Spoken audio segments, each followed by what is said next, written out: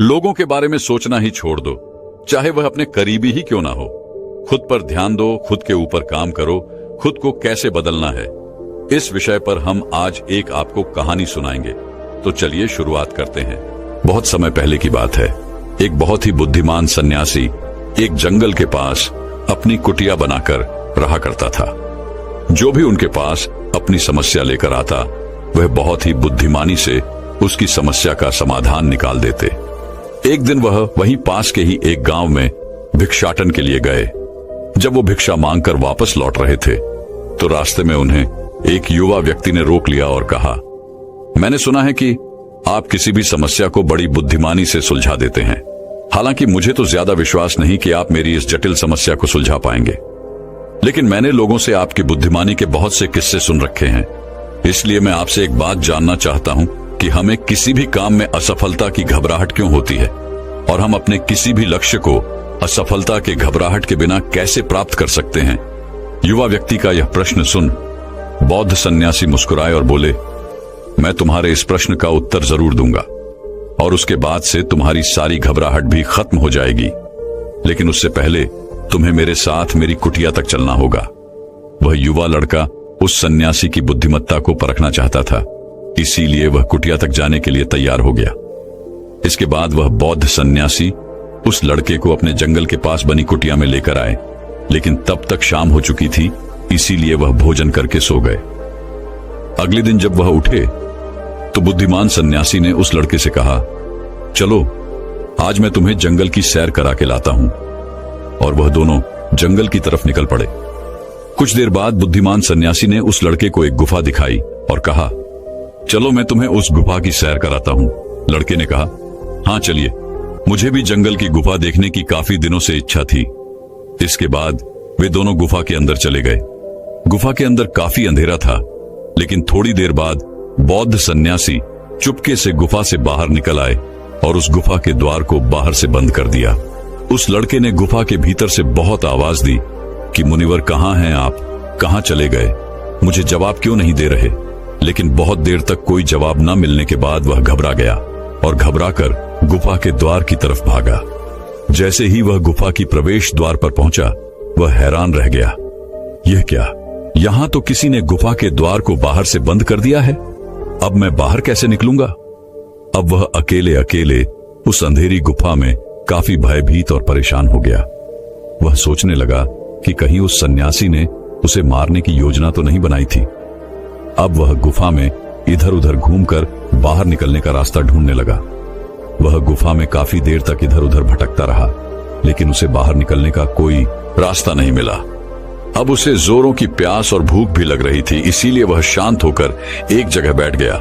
तभी उसे एक सुरंग से सूर्य की रोशनी आती हुई दिखाई दी, और उस रोशनी आने वाली सुरंग तक पहुंचना बहुत ही कठिन था, क्योंकि चारों तरफ बस अंधेरा ही अंधेरा था, और वह सुरंग भी काफी ऊंचाई पर थी। पर फिर भी वह तुरंत उठा और अपनी सारी भूख प्यास को भूलकर अपना सारा ध्यान उस गुफा से बाहर निकलने पर लगा दिया। काफी मेहनत और प्रयास करने के बाद वह उस सूर्य की रोशनी आने वाली सुरंग तक पहुंच गया, और कुछ दूर तक उस सुरंग में ही ऊपर चढ़ता गया। तभी अचानक उसे वह सन्यासी हाथ आगे बढ़ाता हुआ दिखाई दिया। वह लड़का झट से उस सन्यासी का हाथ पकड़कर बाहर आ गया, और बाहर निकलते ही उस सन्यासी को गुस्से से चिल्लाकर कहा, मुनिवर आप पागल हो गए हैं। आप मुझे अंधेरी गुफा में अकेले छोड़कर आ गए। आपको पता है मैं कितना भयभीत हो गया था और मुझे कितने जोरों की प्यास लगी है। उस सन्यासी ने मुस्कुराते हुए उसे पानी दिया और कहा, अब मेरी बातों को ध्यान से सुनना। तुम इस गुफा के बाहर सिर्फ 2 कारणों की वजह से निकल पाए, जिसने तुम्हें इस गुफा से बाहर निकलने के लिए मजबूर किया। पहला कारण, क्योंकि तुम्हें जोरों की प्यास और भूख लगी थी, और दूसरा कारण, तुम्हें वहां घुटन महसूस हो रही थी, क्योंकि तुम्हें मित्रों और परिवार वालों के साथ रहने की आदत पड़ चुकी है। अब मैं तुम्हें 2 मुख्य कारण बताता हूं, जिसकी वजह से तुम इस गुफा से बाहर निकल पाए। पहला कारण, क्योंकि तुम्हारे साथ वहां यह कहने के लिए लोग नहीं थे कि इतने अंधेरे में इतनी ऊंचाई पर तुम उस सुरंग तक कैसे पहुंच पाओगे, ये तो असंभव है। और दूसरा कारण, वहां यह कहने के लिए भी लोग नहीं थे कि चलो कोई दूसरा रास्ता देखते हैं, इससे भी आसान रास्ता मिल जाएगा और हम बहुत आसानी से इसको फिर से बाहर निकल जाएंगे। सफलता प्राप्त करने का नियम भी कुछ ऐसा ही है। ये तो मैंने तुम्हें सफलता कैसे प्राप्त करी इसकी एक छोटी सी दुनिया बनाकर दिखाई है, और वास्तविक दुनिया इससे कहीं अधिक जटिल होती है। वहां हमें सलाह देने के लिए बहुत से फालतू लोग मिल जाते हैं जो खुद तो कुछ कर नहीं पाए, लेकिन हमें ज्ञान देंगे कि यह मत करो, यह बहुत कठिन है, यह तुमसे ना हो पाएगा, इससे अच्छा तो तुम वह काम कर लो, उसमें तुम्हें निश्चित रूप से सफलता मिल जाएगी। और ऐसे ही वह हमारे दिमाग को भटकाकर चले जाते हैं और हमें खुद पर संदेह होने लगता है। सफलता ना मिलने का एक बड़ा कारण यह भी है कि सफलता प्राप्त करने की प्रक्रिया बहुत लंबी होती है, और यहां जब हमारा मन घंटों घंटों में बदल जाता है तो फिर लक्ष्य प्राप्ति के महीनों और सालों के प्रयास में ही हमारा मन क्यों नहीं बदलेगा। हमारा मन बदल ही जाता है और हम उस रास्ते को छोड़कर अलग अलग राष्ट्रीय अपनाने लगते हैं। गौतम बुद्ध अक्सर अपने शिष्यों से कहा करते थे कि परेशानियां हमें तभी दिखती हैं जब हमारा ध्यान हमारे लक्ष्य पर नहीं होता, और यह बात 100% सही है। जैसे जब एक तीरंदाज तीर मारने वाला होता है तो वह अपनी एक आंख को बंद कर लेता है और दूसरी आंख से सिर्फ लक्ष्य को देखता है, तब जाकर वह अपने लक्ष्य को भेद पाता है। ठीक इसी प्रकार हमें सफलता का डर तभी लगता है जब हमारा ध्यान अपने लक्ष्य पर न होकर रास्ते पर आने वाली कठिनाइयों पर होता है। तुम इस गुफा से बाहर इसीलिए निकल पाए क्योंकि तुम्हें गुफा के अंदर सुरंग से आने वाली रोशनी के अलावा और कुछ दिखाई नहीं पड़ रहा था। अगर उस गुफा के अंदर प्रकाश होता तो तुम वहां के बड़े बड़े गड्ढों और कीड़े मकोड़ों को देखकर डर जाते और वहीं भटकते रह जाते।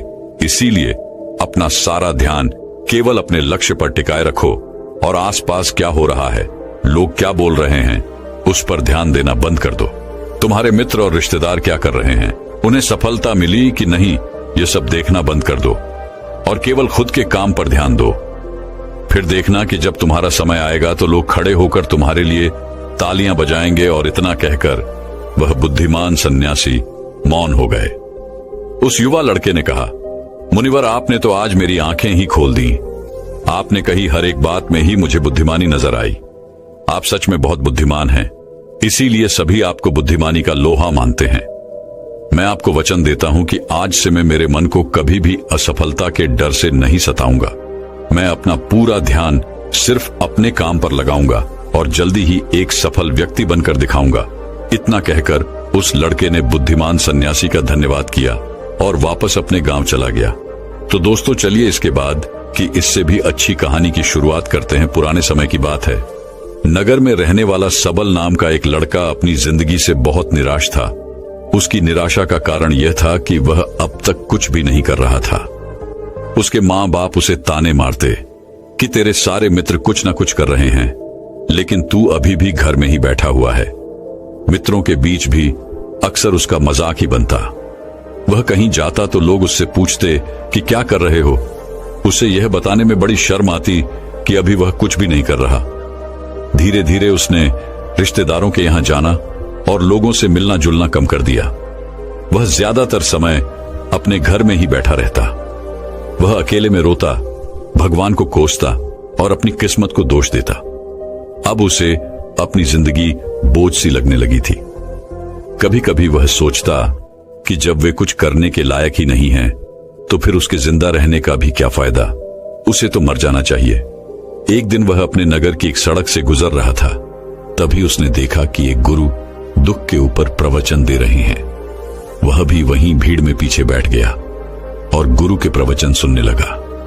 गुरु बोल रहे थे कि दुख एक गुरु की भांति होता है जो हमें जीवन की सच्चाई दिखाता है और हमें सही से जीवन जीने का तरीका सिखाता है।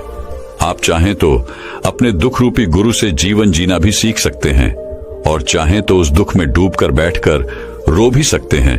सबल भी गुरु की यह सारी बातें ध्यान से सुन रहा था, लेकिन उसे गुरु की यह बातें सही नहीं लगी। उसने खड़े होकर कहा, दुख कुछ भी सीखा कर नहीं जाता, सिर्फ पीड़ा देकर जाता है। दुख की पीड़ा अनंत होती है। ऐसा लगता है इसके बाद कुछ भी नहीं होने वाला, कुछ भी नहीं मिलने वाला। मृत्यु भी उसके सामने छोटी लगने लगती है। गुरु ने कहा, आखिर क्या दुख है तुम्हें? सबल ने अपना सारा दुख गुरु के समक्ष कह सुनाया और पूछा, क्या आपके पास मेरे इस दुख का कोई समाधान है? गुरु मुस्कुराए और बोले, जिस दिन तुम्हारे पास सच्चा दुख आए उसी दिन मेरे पास लौट कर आना, मैं तुम्हारे दुख का समाधान अवश्य करूंगा। इतना कहकर गुरु वहां से चले गए। सबल ने सोचा, क्या मेरा दुख सच्चा नहीं है? क्या जिस दुख से मैं गुजर रहा हूं वो झूठा है? कोई भी मेरे दुख को नहीं समझ सकता। जब मां बाप नहीं समझ पाई तो गुरु क्या समझेंगे? अपने दुखों से परेशान होकर सबल ने एक निर्णय लिया कि अब वह कुछ करके दिखाएगा। उसने एक छोटा सा व्यापार शुरू किया, लेकिन उसमें उसे सफलता नहीं मिल रही थी। पर उसके घर वाले खुश थे कि वह कुछ तो प्रयास कर रहा है। वह अपने व्यापार में जुटा रहा और उसे धीरे धीरे सफलता भी मिलने लगी। फिर उसने रफ्तार पकड़ ली और सिर्फ 3 साल के अंदर ही वह एक बड़ा व्यापारी बन गया। अब सबल के चारों तरफ ऐसे बहुत से लोग थे जो उसकी चिंता करते थे, उसे पसंद करते थे, उसके काम की प्रशंसा करते थे। अब उसके घर वाले भी उसकी प्रशंसा करते नहीं थकते थे। दिन प्रतिदिन उसके मित्रों की संख्या बढ़ती जा रही थी। अब वह अपनी जिंदगी से बहुत ही खुश था। उसके कुछ मित्रों ने उसे सलाह दी कि जब तुम बड़े व्यापारी बनकर इतने खुश हो तो सोचो कि अगर तुम इस नगर के, इस राज्य के सबसे बड़े व्यापारी बन जाओ तो तुम्हारे पास कितना सुख होगा, कितने लोग तुमसे जुड़ना चाहेंगे, तुम्हारा कितना नाम फैलेगा। स्वयं राजा भी तुमसे मित्रता करना चाहेंगे और जरूरत पड़ने पर तुमसे ही धन उधार लेंगे। मित्रों की यह बात सबल के मन में घर कर गई। अब उसने और भी धन कमाने का प्रयास शुरू कर दिया, लेकिन उसे यह सब कुछ बहुत ही जल्दी चाहिए था। वह यह सब कुछ प्राप्त करने में अपना ज्यादा समय बर्बाद नहीं करना चाहता था। इसीलिए उसने ऐसे भी कार्य करने शुरू कर दिए जो उचित नहीं थे। उसने बड़ी मात्रा में अपने मित्रों से धन उधार लेना शुरू कर दिया। ज्यादा मुनाफा कमाने के लालच में अपने सामान में मिलावट करने लगा।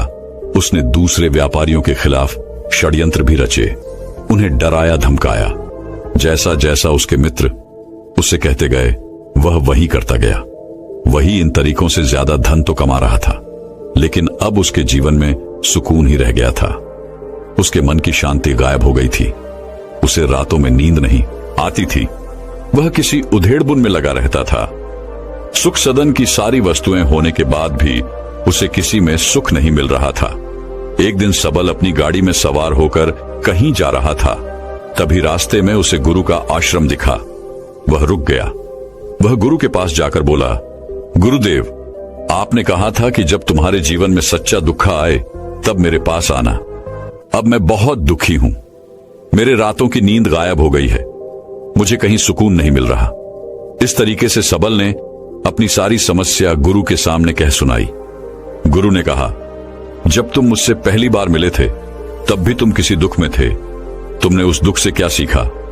सबल ने कहा, मैंने सीखा कि सिर्फ सोचने और चिंता करने से कुछ नहीं होता। अपनी सोच को सच करने के लिए कर्म करना पड़ता है, और सिर्फ कर्म करने से भी कुछ नहीं होता। अपने कर्म को अंतिम पड़ाव तक ले जाना भी आवश्यक होता है। चाहे रास्ते में कितनी ही मुश्किलें आए, मन कितना ही निराश हो, कितना ही लगे कि अब आगे कुछ भी नहीं होने वाला, तब भी यह मानकर चलो कि मैं जो भी कर रहा हूं उसमें सफल अवश्य होऊंगा।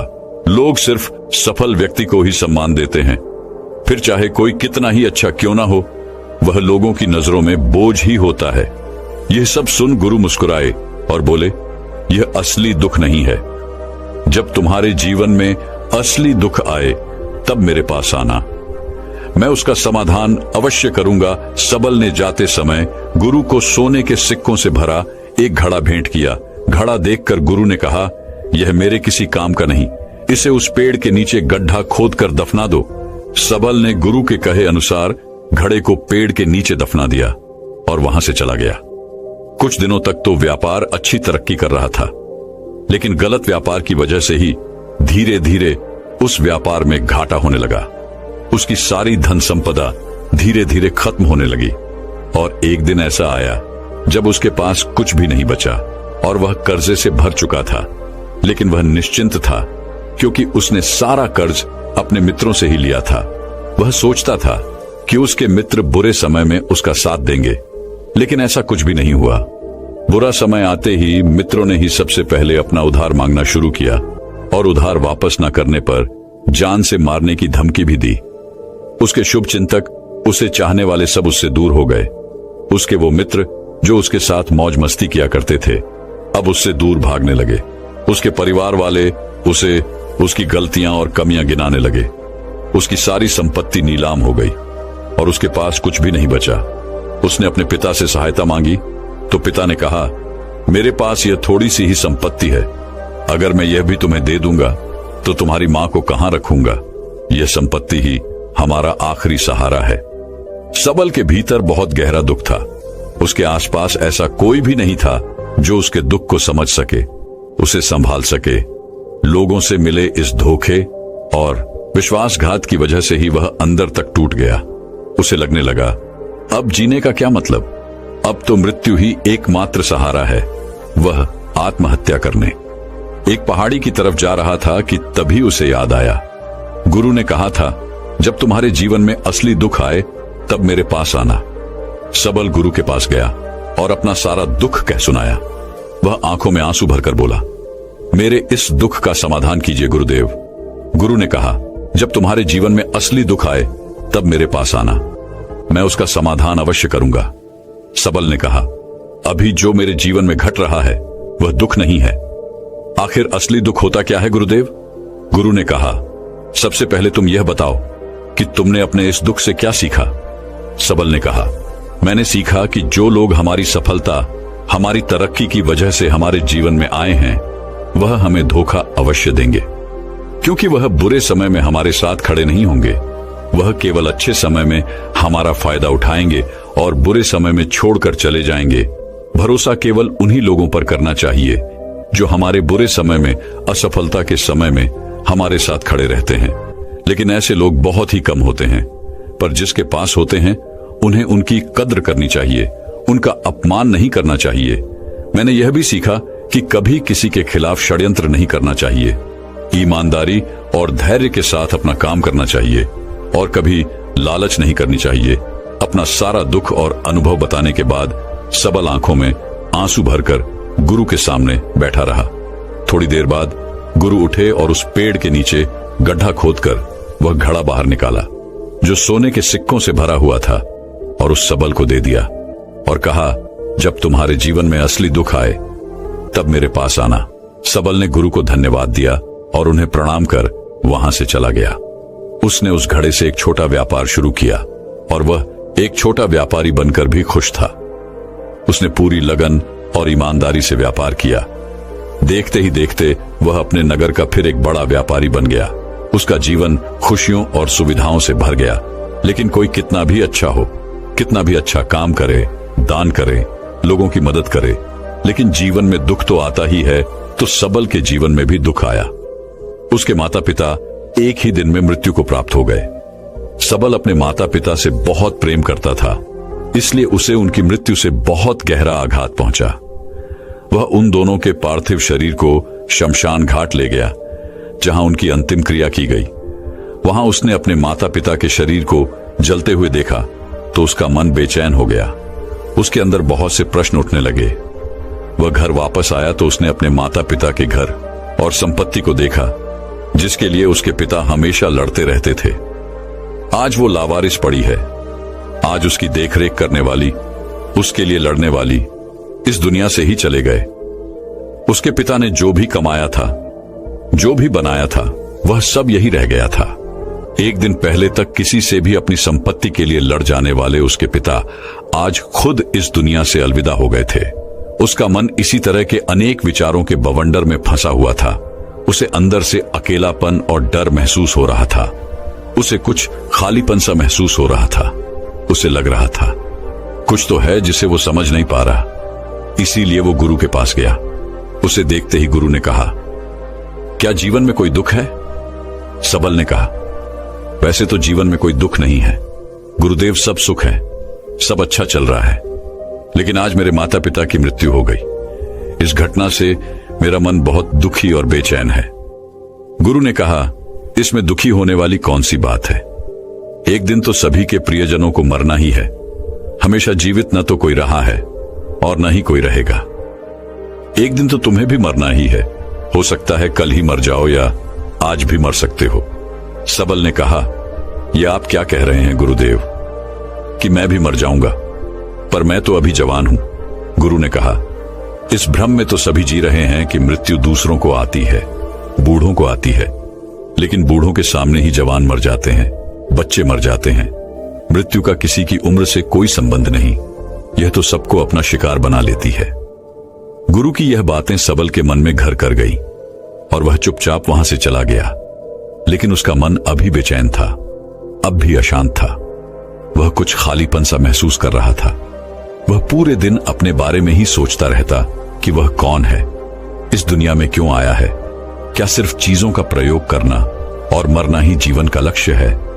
ऐसे ही बहुत से प्रश्न उसके मन में लगातार उठ रहे थे, लेकिन उसे अपने किसी भी प्रश्न का उत्तर नहीं मिल पा रहा था और उसका दुख दिन प्रतिदिन बढ़ता जा रहा था। इसीलिए कुछ दिनों बाद वह फिर गुरु के पास पहुंचा और बोला, गुरुदेव, मैं बहुत दुखी हूं क्योंकि मैं यह नहीं जान पा रहा कि मैं कौन हूं और इस दुनिया में क्यों आया हूं। यह सुन गुरु मुस्कुराए और बोले, आज पहली बार तुम्हारे जीवन में सच्चा दुख पैदा हुआ है। वास्तव में यही है जो दुख कहलाने के लायक है, कि हमें पता नहीं कि हम कौन हैं, क्यों आए हैं, क्या करना है, कैसे करना है।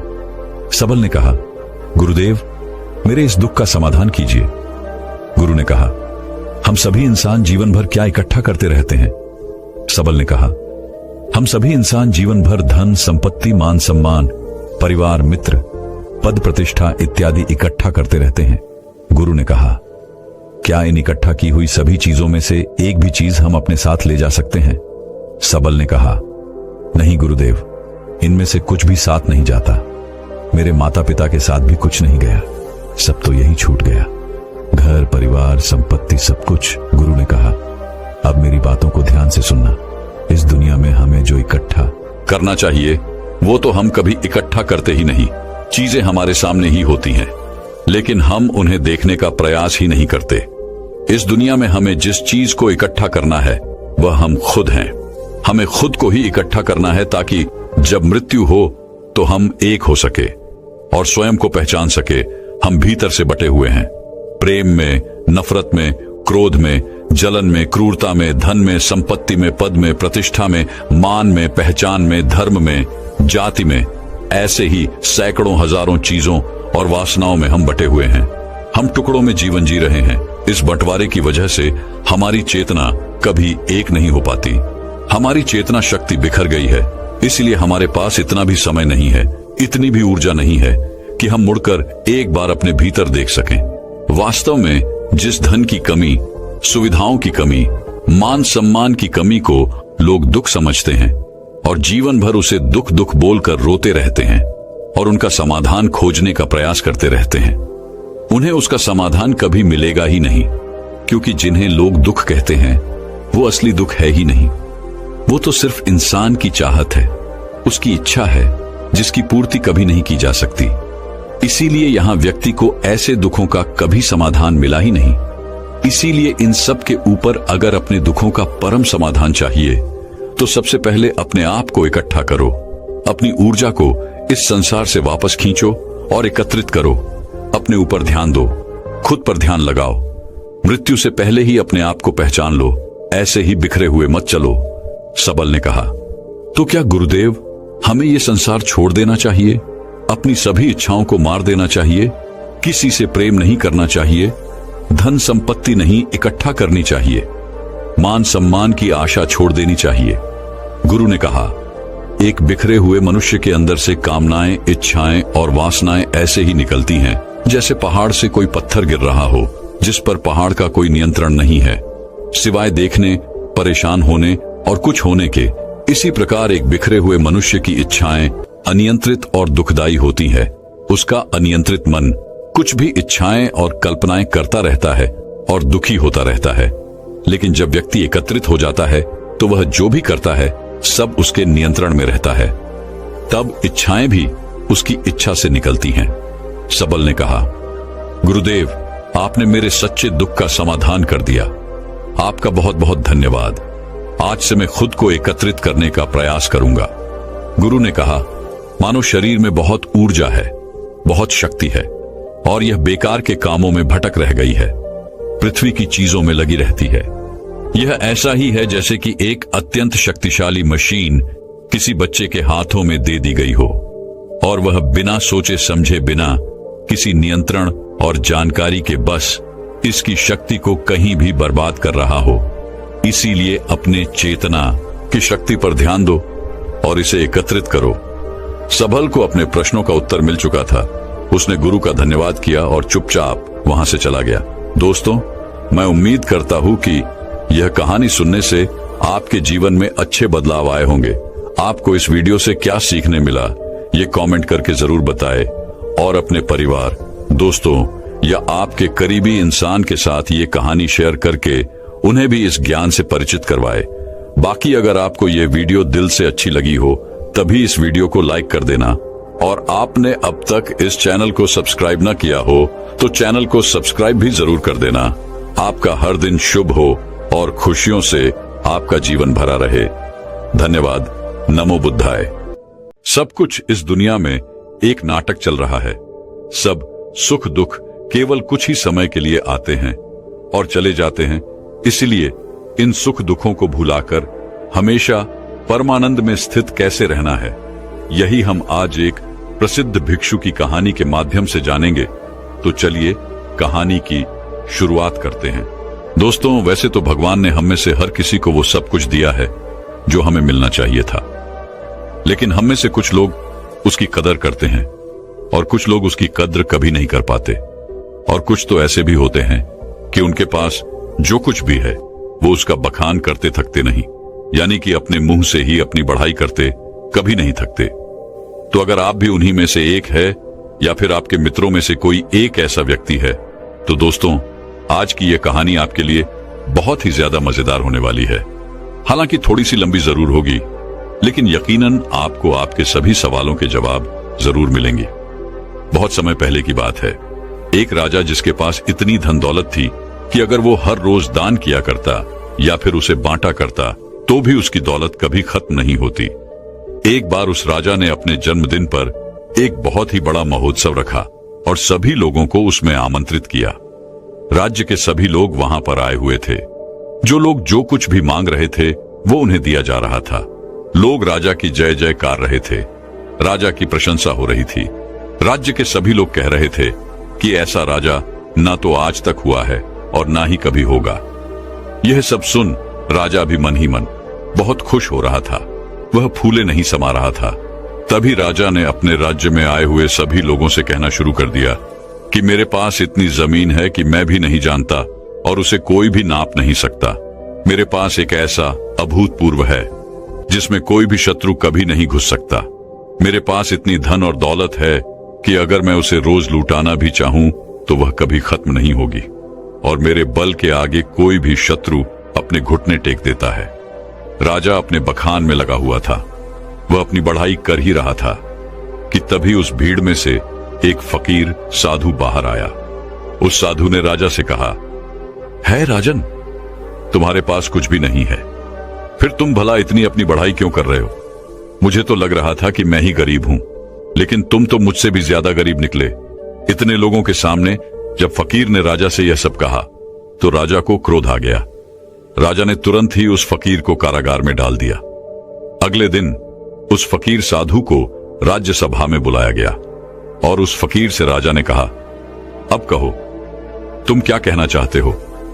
इस पर वह फकीर साधु कहते हैं कि मुझे लगता था कि तुम्हारे पास धन दौलत ही नहीं है, लेकिन अब मुझे यह भी यकीन हो गया है कि तुम्हारे पास रत्ती भर दिमाग भी नहीं है। इस पर वह राजा और भी ज्यादा क्रोधित हो गया और उसने उस फकीर से कहा कि तुम हमारा अपमान कर रहे हो। हम चाहें तो तुम्हें अभी के अभी तुम्हें हम मृत्यु दंड दे सकते हैं। इस पर वह फकीर मुस्कुराने लगे और राजन से कहा, है राजन, किसी को कुछ देने के लिए हमारे पास भी कुछ होना चाहिए, लेकिन तुम्हारे पास तो कुछ भी नहीं है, तो फिर तुम भला मुझे क्या दे सकते हो? फकीर की इस बात पर राजा को और भी ज्यादा क्रोध आ गया। राजा ने कहा, अगर मेरे पास कुछ नहीं है तो फिर बताओ तुम्हारे पास क्या है? तुम मुझे क्या दे सकते हो? इस पर वह फकीर मुस्कुराने लगा और कहा, है राजन, मेरे पास जो कुछ भी है वह तुम्हें दिखाई नहीं देगा, और जो तुम्हें दिखाई दे रहा है ऐसा मेरे पास कुछ नहीं है। इस पर वह राजन कहता है कि है फकीर, मैं समझ गया कि तुम्हारी दिक्कत क्या है। तुम्हारे पास कुछ भी नहीं है और तुम चाहते हो कि तुम्हारे पास धन हो, दौलत हो। तुम गरीब हो, इसलिए तुम अमीर होना चाहते हो। तो ठीक है, तुम अपने घर चले जाओ और अब इसकी चिंता करना बिल्कुल छोड़ दो। राजा की इस बात को सुनने के बाद वह फकीर एक बार फिर मुस्कुराने लगा और मुस्कुराते मुस्कुराते वह अपने घर की ओर चल पड़ा। वह फकीर एक टूटी फूटी झोपड़ी में रहा करता था। जब तक वह फकीर अपनी उस झोपड़ी में पहुंचा, तब तक राजा ने उस झोपड़ी में हीरे जवाहरात से भरे हुए कुछ थैले उस झोपड़ी में रखवा दिए। राजा मन ही मन यह सोच रहा था कि जैसे ही वह फकीर इतना धन देखेगा तो वह खुशी के मारे पागल हो जाएगा और यह सब मैं अपनी आंखों से देखना चाहता हूं। इसीलिए राजा झोपड़ी के पास में ही छुपकर यह सब देखने लगा। कुछ देर बाद जब वह फकीर अपनी झोपड़ी में आया तो उसने देखा कि हर तरफ हीरे ही हीरे फैले हुए थे और उसके सोने के लिए भी कहीं पर जगह नहीं थी। इस पर उस फकीर ने उन थैलों को निकालकर अपनी झोपड़ी से बाहर फेंक दिया और अपने सोने के लिए जगह बनाई। उसमें से एक थैला जो बच गया था उसे अपने सर के यहां पर रखा और फिर उसी पर सो गया। राजा ये सब देखकर बड़ा ही आश्चर्यचकित था कि भला ये फकीर कहीं पागल तो नहीं है। इतने सारे धन के थैले रखे हुए थे, उसमें से उसने एक भी नहीं देखा। सारे के सारे थैले उठाकर उसने फेंक दिए, मानो वह धन की थैलियां हो ही ना, किसी ने कचरे की थैलियां वहां पर रख दी हों। ये सब राजा सोच ही रहा था कि तभी राजा के मन में एक और विचार आया। उसने सोचा कि लगता है फकीर कारगार में रहकर थक चुका था, उसे नींद आ रही थी, जिस वजह से उसने यह सारी थैलियां उठाकर बाहर फेंक दी। लेकिन जैसे ही वह उठेगा तो इन थैलों के अंदर जब इतना सारा ध्यान दिखेगा तो वह जरूर खुशी के मारे पागल हो जाएगा और जो कुछ भी थैले उसने बाहर फेंके हैं वह भी उठाकर वह अपनी झोपड़ी में ले जाएगा। अब राजा उस फकीर के उठने का इंतजार करने लगा। देखते ही देखते एक पैर बीत गया। वह फकीर नींद से उठा और उसने देखा कि आसपास जो भी थैलियां बची हुई थी उसे भी उठाकर उसने बाहर फेंक दिया और साथ ही साथ वह यह भी कह रहा था कि यहां पर किसने इतना सारा कूड़ा कचरा डाल दिया है। उस फकीर ने अपने झोपड़ी की साफ सफाई की और फिर बाहर आगे की ओर चल पड़ा। यह सब देख राजा बड़ा ही आश्चर्यचकित था। वह सोच रहा था कि लगता है शायद इसे धन की आवश्यकता नहीं है, इसे कुछ और ही चाहिए जिसके पीछे इस दुनिया के अधिकांश लोग पागल हैं और वो सब कुछ चाहिए। राजा ने उस फकीर के आने से पहले उसकी भी व्यवस्था उस झोपड़ी में करवा दी और फिर फकीर के आने का इंतजार करने लग गया। कुछ समय बाद जब वह फकीर वापस आया, अपनी कुटिया में अंदर की ओर प्रवेश किया तो उसने देखा कि कुछ लड़कियां फकीर का इंतजार कर रही थीं, जो बिल्कुल जवान थीं, जिनके अंदर यौवन कूट कूट कर भरा हुआ था। वे सभी अपनी अदाओं से उस फकीर को लुभाने की कोशिश करने लगी। तभी फकीर ने उन सब की तरफ ध्यान से देखा और कहा, बेटियों, तुम सब यहां पर आए हो तो खाना खाकर जाना, मैं सभी के लिए खाना बनाता हूं। उन फकीर ने सभी के लिए भोजन बनाया और सभी को भोजन भी खिलाया। वहां पर उपस्थित जितनी भी लड़कियां थीं, अब उनके पास कहने के लिए कुछ नहीं रहा था। तभी उन फकीर ने कहा कि हमारा मन साफ होना चाहिए, तन से कुछ नहीं होता और हमारा मन तब साफ होगा जब हमारा मन स्थिर होगा। मन की चंचलता हमें लूट लेती है, हम भटकते हैं और सिर्फ भटकते ही रह जाते हैं। लेकिन अगर मन शांत होगा, स्थिर होगा, तो हम उन ऊंचाइयों को पा सकते हैं जिसकी आपने कभी कल्पना भी नहीं की है। सभी लड़कियों ने एक एक करके उन फकीर का आशीर्वाद लिया और वहां से चल पड़ी, मानो वो सभी लड़कियां अपने पिता से मिलकर घर वापस जा रही हों। राजा ये सब देख रहा था और उसे ये सब देखकर बड़ा ही आश्चर्य हुआ। राजा एक बार फिर से सोच में पड़ गया कि आखिर इस फकीर को क्या चाहिए। इसने धन नहीं लिया, इसने उन स्त्रियों को भी खाना खिलाकर भेज दिया, तो फिर ऐसी कौन सी चीज है जो इस फकीर को खुश कर सकती है, जो इस फकीर को चाहिए। बहुत देर सोच विचार करने के बाद राजा के मन में एक और नया विचार आया और वह सोचने लगा कि एक ऐसी चीज है जिसके लिए लोग परेशान रहते हैं, जिसके लिए लोग षड्यंत्र भी रचते हैं और जिंदगी भर इसे पाने की कल्पना करते रहते हैं, लेकिन यह सबके भाग्य में नहीं होता। यह सब सोच विचार करने के बाद राजा फकीर की झोपड़ी में चला गया फकीर ने जैसे ही राजा को देखा, उसने राजा से कहा, है राजन, आइए, आपका स्वागत है। इस पर राजा ने कहा कि मैं आज आपको एक उपहार भेंट करने आया हूं, और यह उपहार ऐसी चीज है जो सबके भाग्य में नहीं होती। ये कुछ ही लोगों को मिल पाता है।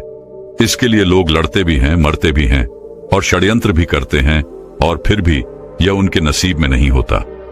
राजा ने अपना मुकुट निकाला और उस फकीर के सर पर रख दिया और कहा कि आज से आप इस राज्य के राजा हैं। इस पर वह फकीर मुस्कुराने लगा और कहा, है राजन, आप खुद इतने कंगाल हैं कि आपके पास ले दे करके बस यही तो एक चीज बची हुई है। अगर आप वो भी मुझे दे देंगे तो भला आपके पास क्या बचेगा। इस पर वह राजा और भी क्रोधित हो उठा। उसके अहंकार को ठेस लग गई। राजा ने क्रोधित होकर कहा, तुम एकदम मूर्ख हो। तुम्हारे पास खुद तो कुछ है नहीं, और मैं तुम्हें देने की कोशिश कर रहा हूं तो वो भी तुम नहीं ले रहे हो और मुझे कंगाल बता रहे हो। मैंने तुम्हें सुख देने की इतनी सारी कोशिशें की, लेकिन सारी की सारी नाकाम रही। अब मुझे समझ में आ गया है कि तुम इसी कंगाली में जीना चाहते हो। तुम्हें यही कंगाली पसंद है। राजा के मुख से यह शब्द सुनते ही वह फकीर जोर से हंस पड़ा और कहा, जिसे तुम परम सुख बता रहे हो वो परम सुख नहीं बल्कि परम दुख है। तुम बता रहे हो कि तुम्हारे पास इतनी जमीन है कि कोई नाप नहीं सकता। इतना पैसा है कि अगर तुम बांटते रहो तो भी ये कभी खत्म नहीं होने वाला। और तुम ये भी कहते हो कि तुम्हारे बल के आगे शत्रु अपनी हार मान लेते हैं, अपने घुटने एक देते हैं। लेकिन राजन, तुम यह भूल चुके हो कि यह कभी किसी का नहीं हुआ, यह तुम्हारा भी नहीं होगा। आज तुम्हारे पास है तो ये कल किसी और का होगा, और उसके बाद किसी और का। यही प्रक्रिया निरंतर चलती रहेगी। इसीलिए मैं तुम्हें कंगाल बता रहा हूं। इस पर वह राजा फकीर से कहता है, फिर तुम क्या चाहते हो? मैं तुम्हारी तरह बन जाऊं, तुम्हारी तरह यह गंदे कपड़े पहनूं, तुम्हारी तरह कटोरा लेकर दर दर भटकता रहूं, भीख मांगता रहूं? क्या तुम्हें यही चाहिए? क्या तुम इसी को अमीरी कहते हो? अब की बार फकीर ने राजा से कहा, है राजन, धन दौलत, राजपाट और व्यापार यह हम सभी करते हैं और हम सभी को करना भी चाहिए, पर यह याद रखना चाहिए कि यह हमारे लिए है, हम इनके लिए नहीं। जिस दिन हम इनके लिए हो जाएंगे उस दिन हमारे जीवन में कोई भी मकसद नहीं बचेगा। हम केवल धन कमाना चाहेंगे, अधिक से अधिक धन, लोगों को मारकर, लोगों को गिराकर अपनी सत्ता बढ़ाना, लोगों की जिंदगियों से खेलना, बस यही सब मकसद रह जाता है। और जब ऐसा होता है तो सब कुछ गड़बड़ हो जाता है, कुछ भी सही नहीं रहता, क्योंकि जो कुछ भी तुम बटोर रहे हो ये तुम भूल चुके हो कि एक दिन ऐसा आएगा जब यह सब कुछ तुम्हें छोड़ना होगा और यह सब कुछ यही रह जाएगा। और उस दिन तुम्हें यह एहसास भी होगा कि जो कुछ भी तुमने कमाया था वो तुम्हारे किसी काम का नहीं, और फिर तुम अपने आप को गरीब ही महसूस करोगे। इस दुनिया में हर एक चीज हम मनुष्यों के उपयोग के लिए बनाई गई थी, लेकिन जैसे जैसे हम उन चीजों का उपयोग करने लग जाते हैं, हमारे मन में एक भ्रम सा पैदा हो जाता है कि ये सारी चीजें हमारी हैं, और हम इसके मालिक बनने की कोशिश करने लग जाते हैं, और हमें ऐसा लगने लगता है कि हमारे पास ही सब कुछ है, और हम अपने बड़े बड़े बखान भी करते हैं। और ऐसे भ्रम पालना अच्छी बात नहीं, जैसे कि तुम्हें हो गया है राजन। फकीर की इन बातों को सुनने के बाद राजा उन फकीर से कहता है कि ऐसी बातें तो कोई दरिद्र फकीर ही कह सकता है, क्योंकि उसके पास तो कुछ भी नहीं है। वो गरीब है और गरीबी में ही जिएगा और गरीबी में ही अपनी अंतिम सांसें लेगा। राजा की इस बात को सुनते ही वह फकीर एक बार फिर से जोर से हंस पड़ा और कहा, है राजन, तुम्हारे पिताजी इस समय मृत्युशैया पर लेटे हुए हैं। जाओ और उनसे पूछो कि उन्होंने अब तक क्या कमाया है। उस फकीर की बात को सुनने के बाद वो राजा तुरंत ही अपने महल लौट गया और अपने पिता के पास गया। वहां उसने देखा कि उनके पिता की तबीयत काफी ज्यादा खराब हो चुकी थी। राजा ने अपने पिता से पूछा, पिताश्री, मैं आपसे यह जानना चाहता हूं कि आपने आज तक क्या कमाया है, आपने आज तक क्या क्या इकट्ठा किया है।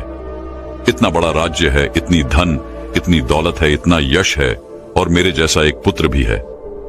क्या आपने यह सब कमाया है? अपने बेटे की बात को सुनने के बाद राजा के पिता ने कहा, बेटा, जब तक मेरे हाथ पैर सही सलामत थे, काम कर रहे थे, तब तक मुझे भी ऐसा ही लगता था। लेकिन आज जब मैं इस हालत में हूं और मुझे यह भी पता है कि बहुत ही जल्द मैं मृत्यु को प्राप्त हो जाऊंगा, तब मुझे ऐसा लग रहा है कि जैसे आज तक मैंने कुछ भी नहीं किया। मैं अपने आप को बिल्कुल खाली महसूस कर रहा हूं। जो कुछ भी मेरे पास है उसमें लालच है, षड्यंत्र है, क्रूरता, बेईमानी, धोखेबाजी। वास्तविकता में यही सब लिप्त मैंने कमाया है। यही है जो कुछ मैंने अपने पूरे जीवन में कमाया है और इसी को इकट्ठा किया है। इसके अलावा और मेरे पास कुछ भी नहीं है और ना ही इसके अलावा मेरे साथ कुछ और जाने वाला है। आज मुझे खुद पर हंसी आ रही है।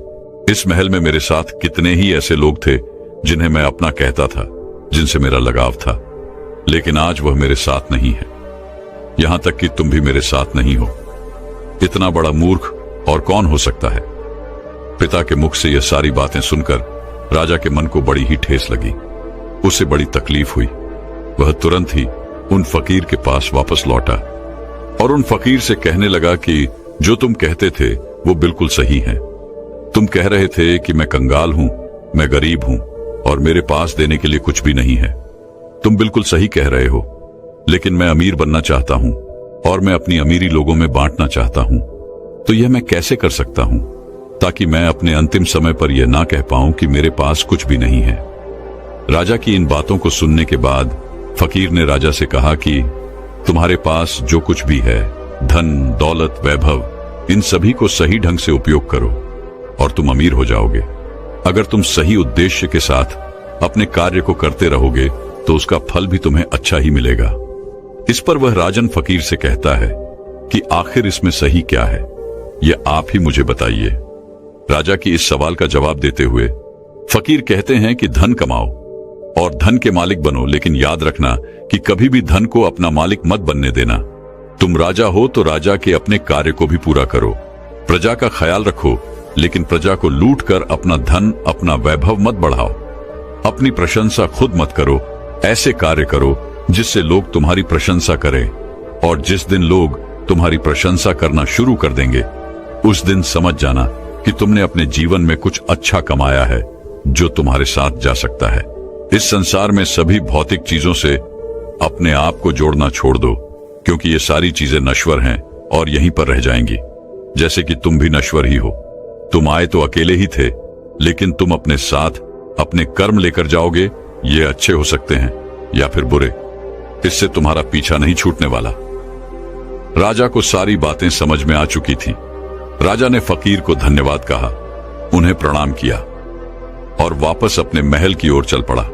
जैसा उसे फकीर ने कहा था, राजा बिल्कुल वैसे ही करने लगा।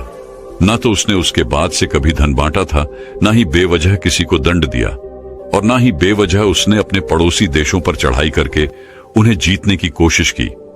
लेकिन उसने इस सीख के बाद अपने राज्य के लोगों को इतना मजबूत बना दिया कि उन्हें किसी से भी धन मांगने की कभी कोई जरूरत ना पड़े। कोई इतना गरीब ना हो कि उसके लिए 2 वक्त की रोटी ना मिल पाए, पहनने के लिए अच्छे अच्छे कपड़े हों, अच्छा घर हो, छत हो। इन सभी चीजों पर राजा ने बखूबी काम किया। 2 राज्य के युद्ध के बीच में सिपाहियों की बेवजह जान जाया करती थी, इसलिए राजा ने युद्ध करना भी बंद कर दिया। केवल अपने लोगों की रक्षा करने के लिए वह युद्ध में उतरा करता था। एक भयंकर युद्ध के दौरान वह राजा अपने एक सिपाही की जान बचाते हुए घायल हो गया था। राजा वह युद्ध तो जीत गया, लेकिन उसकी जान पर बनाई। राजा अपनी आखिरी सांसें ले रहा था। उस समय राजा के चेहरे पर मुस्कान थी। वह जोर से हंसा और कहने लगा, है फकीर, तेरा धन्यवाद कि मेरे लिए लोग इतना आंसू बहा रहे हैं, मेरी प्रशंसा कर रहे हैं और मेरी फिक्र भी कर रहे हैं। मैंने इतना कुछ कमा लिया है कि लगता है मैंने कुछ नहीं कमाया।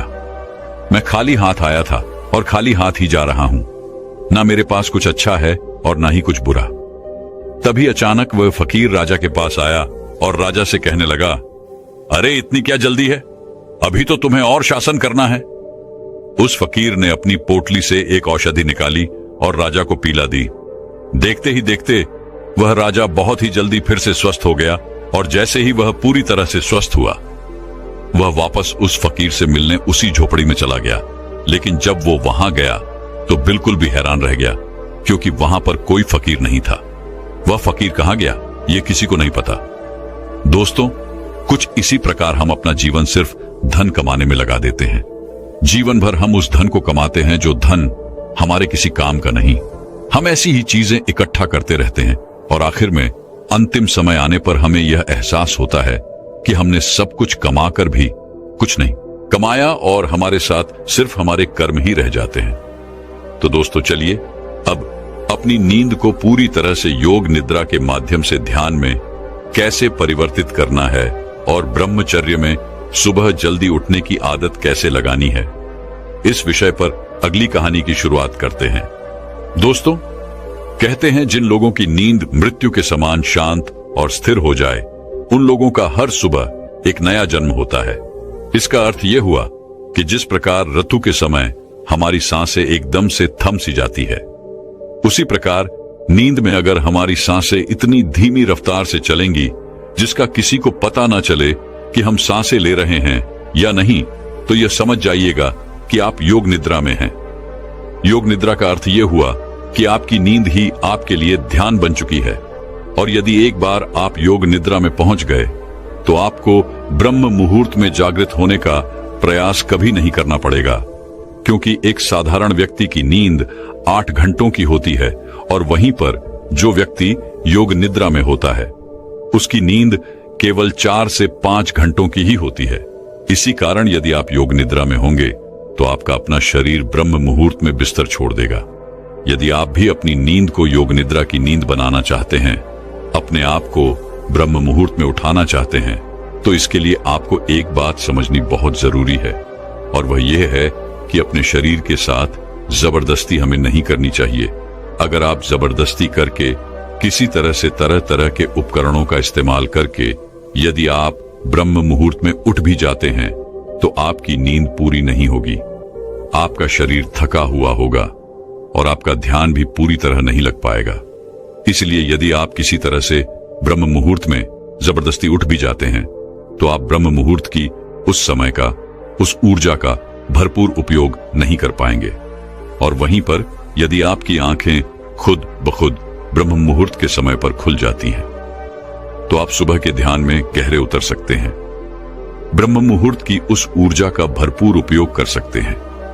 लेकिन वहीं पर यदि हम जबरदस्ती करके किसी तरह से ब्रह्म मुहूर्त में उठ भी जाते हैं तो इसका अर्थ यह है कि हमने अपने शरीर को तनाव दिया है, जबरदस्ती हमने उसे उठाया है, जिस कारण हमारा पूरा दिन तनाव में ही बीतेगा।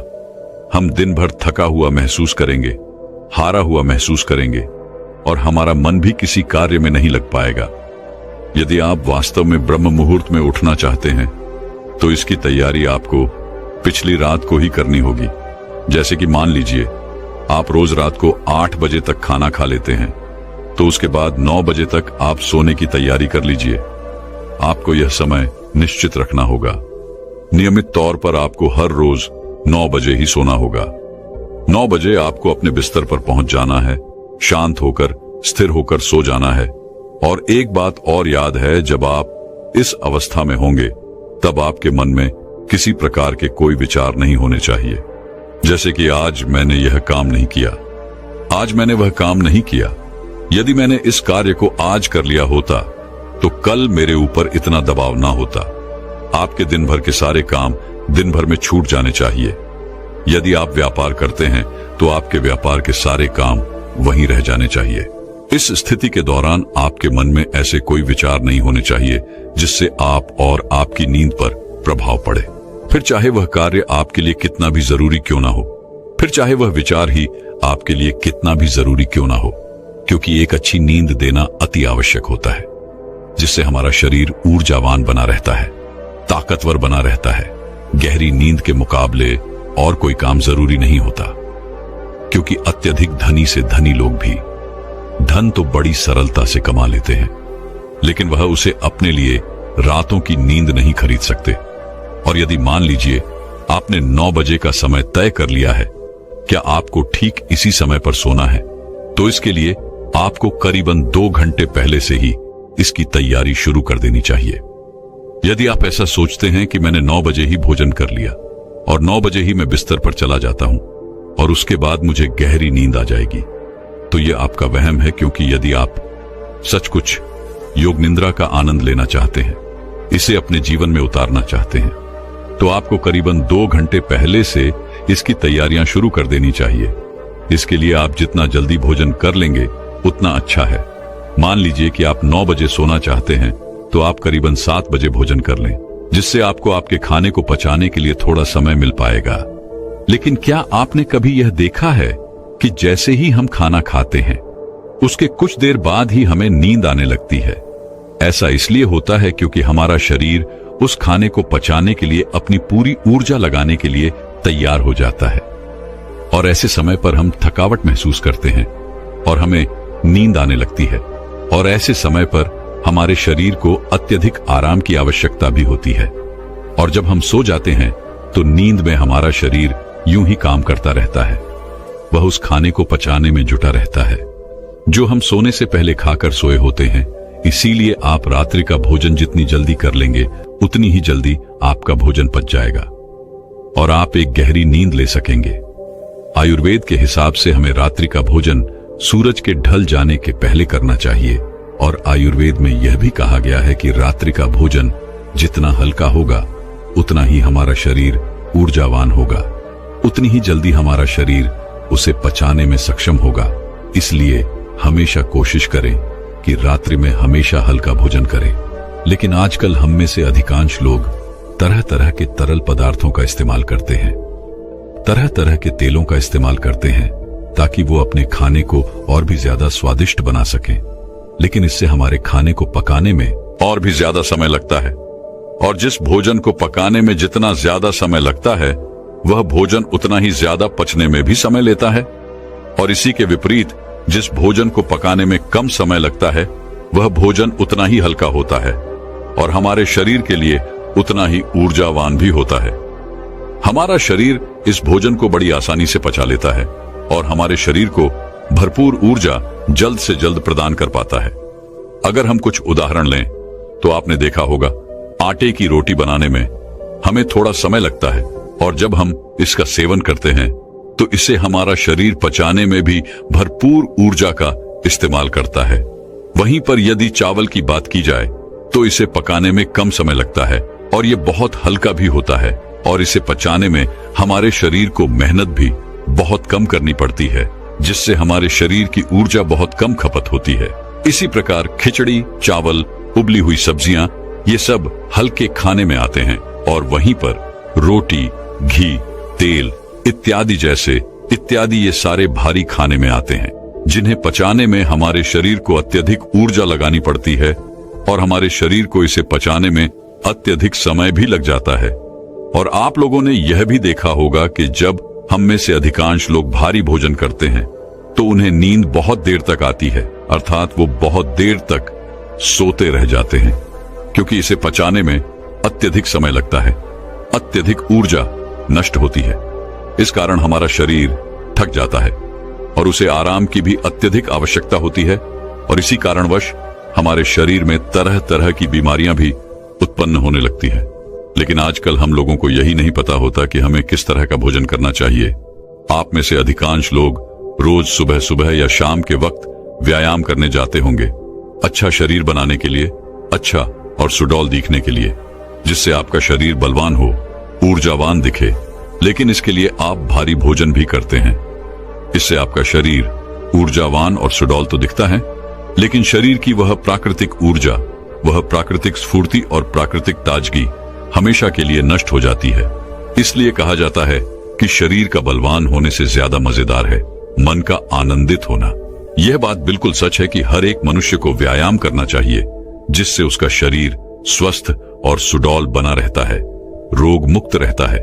लेकिन हमें उतना ही व्यायाम करना चाहिए जिससे कि हमारा शरीर थके ना, और हमारे शरीर को कम से कम आहार की जरूरत पड़े, जिससे हमारा शरीर प्राकृतिक तौर पर ऊर्जावान बना रहता है।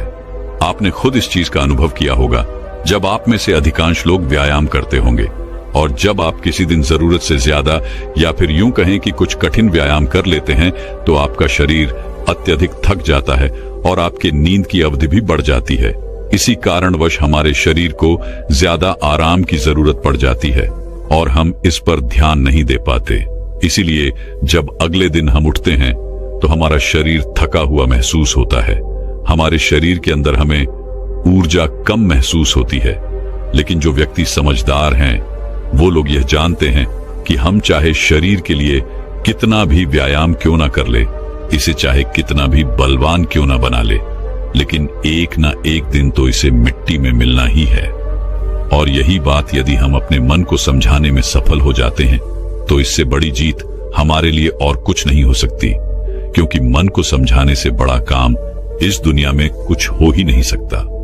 जो व्यक्ति अपने मन पर काबू पा लेते हैं, उसे समझाने में कामयाब हो जाते हैं। समझ लीजिए कि उन्होंने अपने जीवन पर विजय प्राप्त कर ली, उन्होंने अपने आप पर विजय प्राप्त कर ली, क्योंकि हमारा मन ही हमें भटकाता है, हमारा मन ही हमें लुभाता रहता है, हमारा मन ही दूसरों को प्रभावित करने में लगा रहता है। जैसे कि हम में से अधिकांश लोग व्यायाम इसलिए करते हैं ताकि उनका शरीर सुडौल और बलवान दिखे और वह लोगों को प्रभावित कर सके।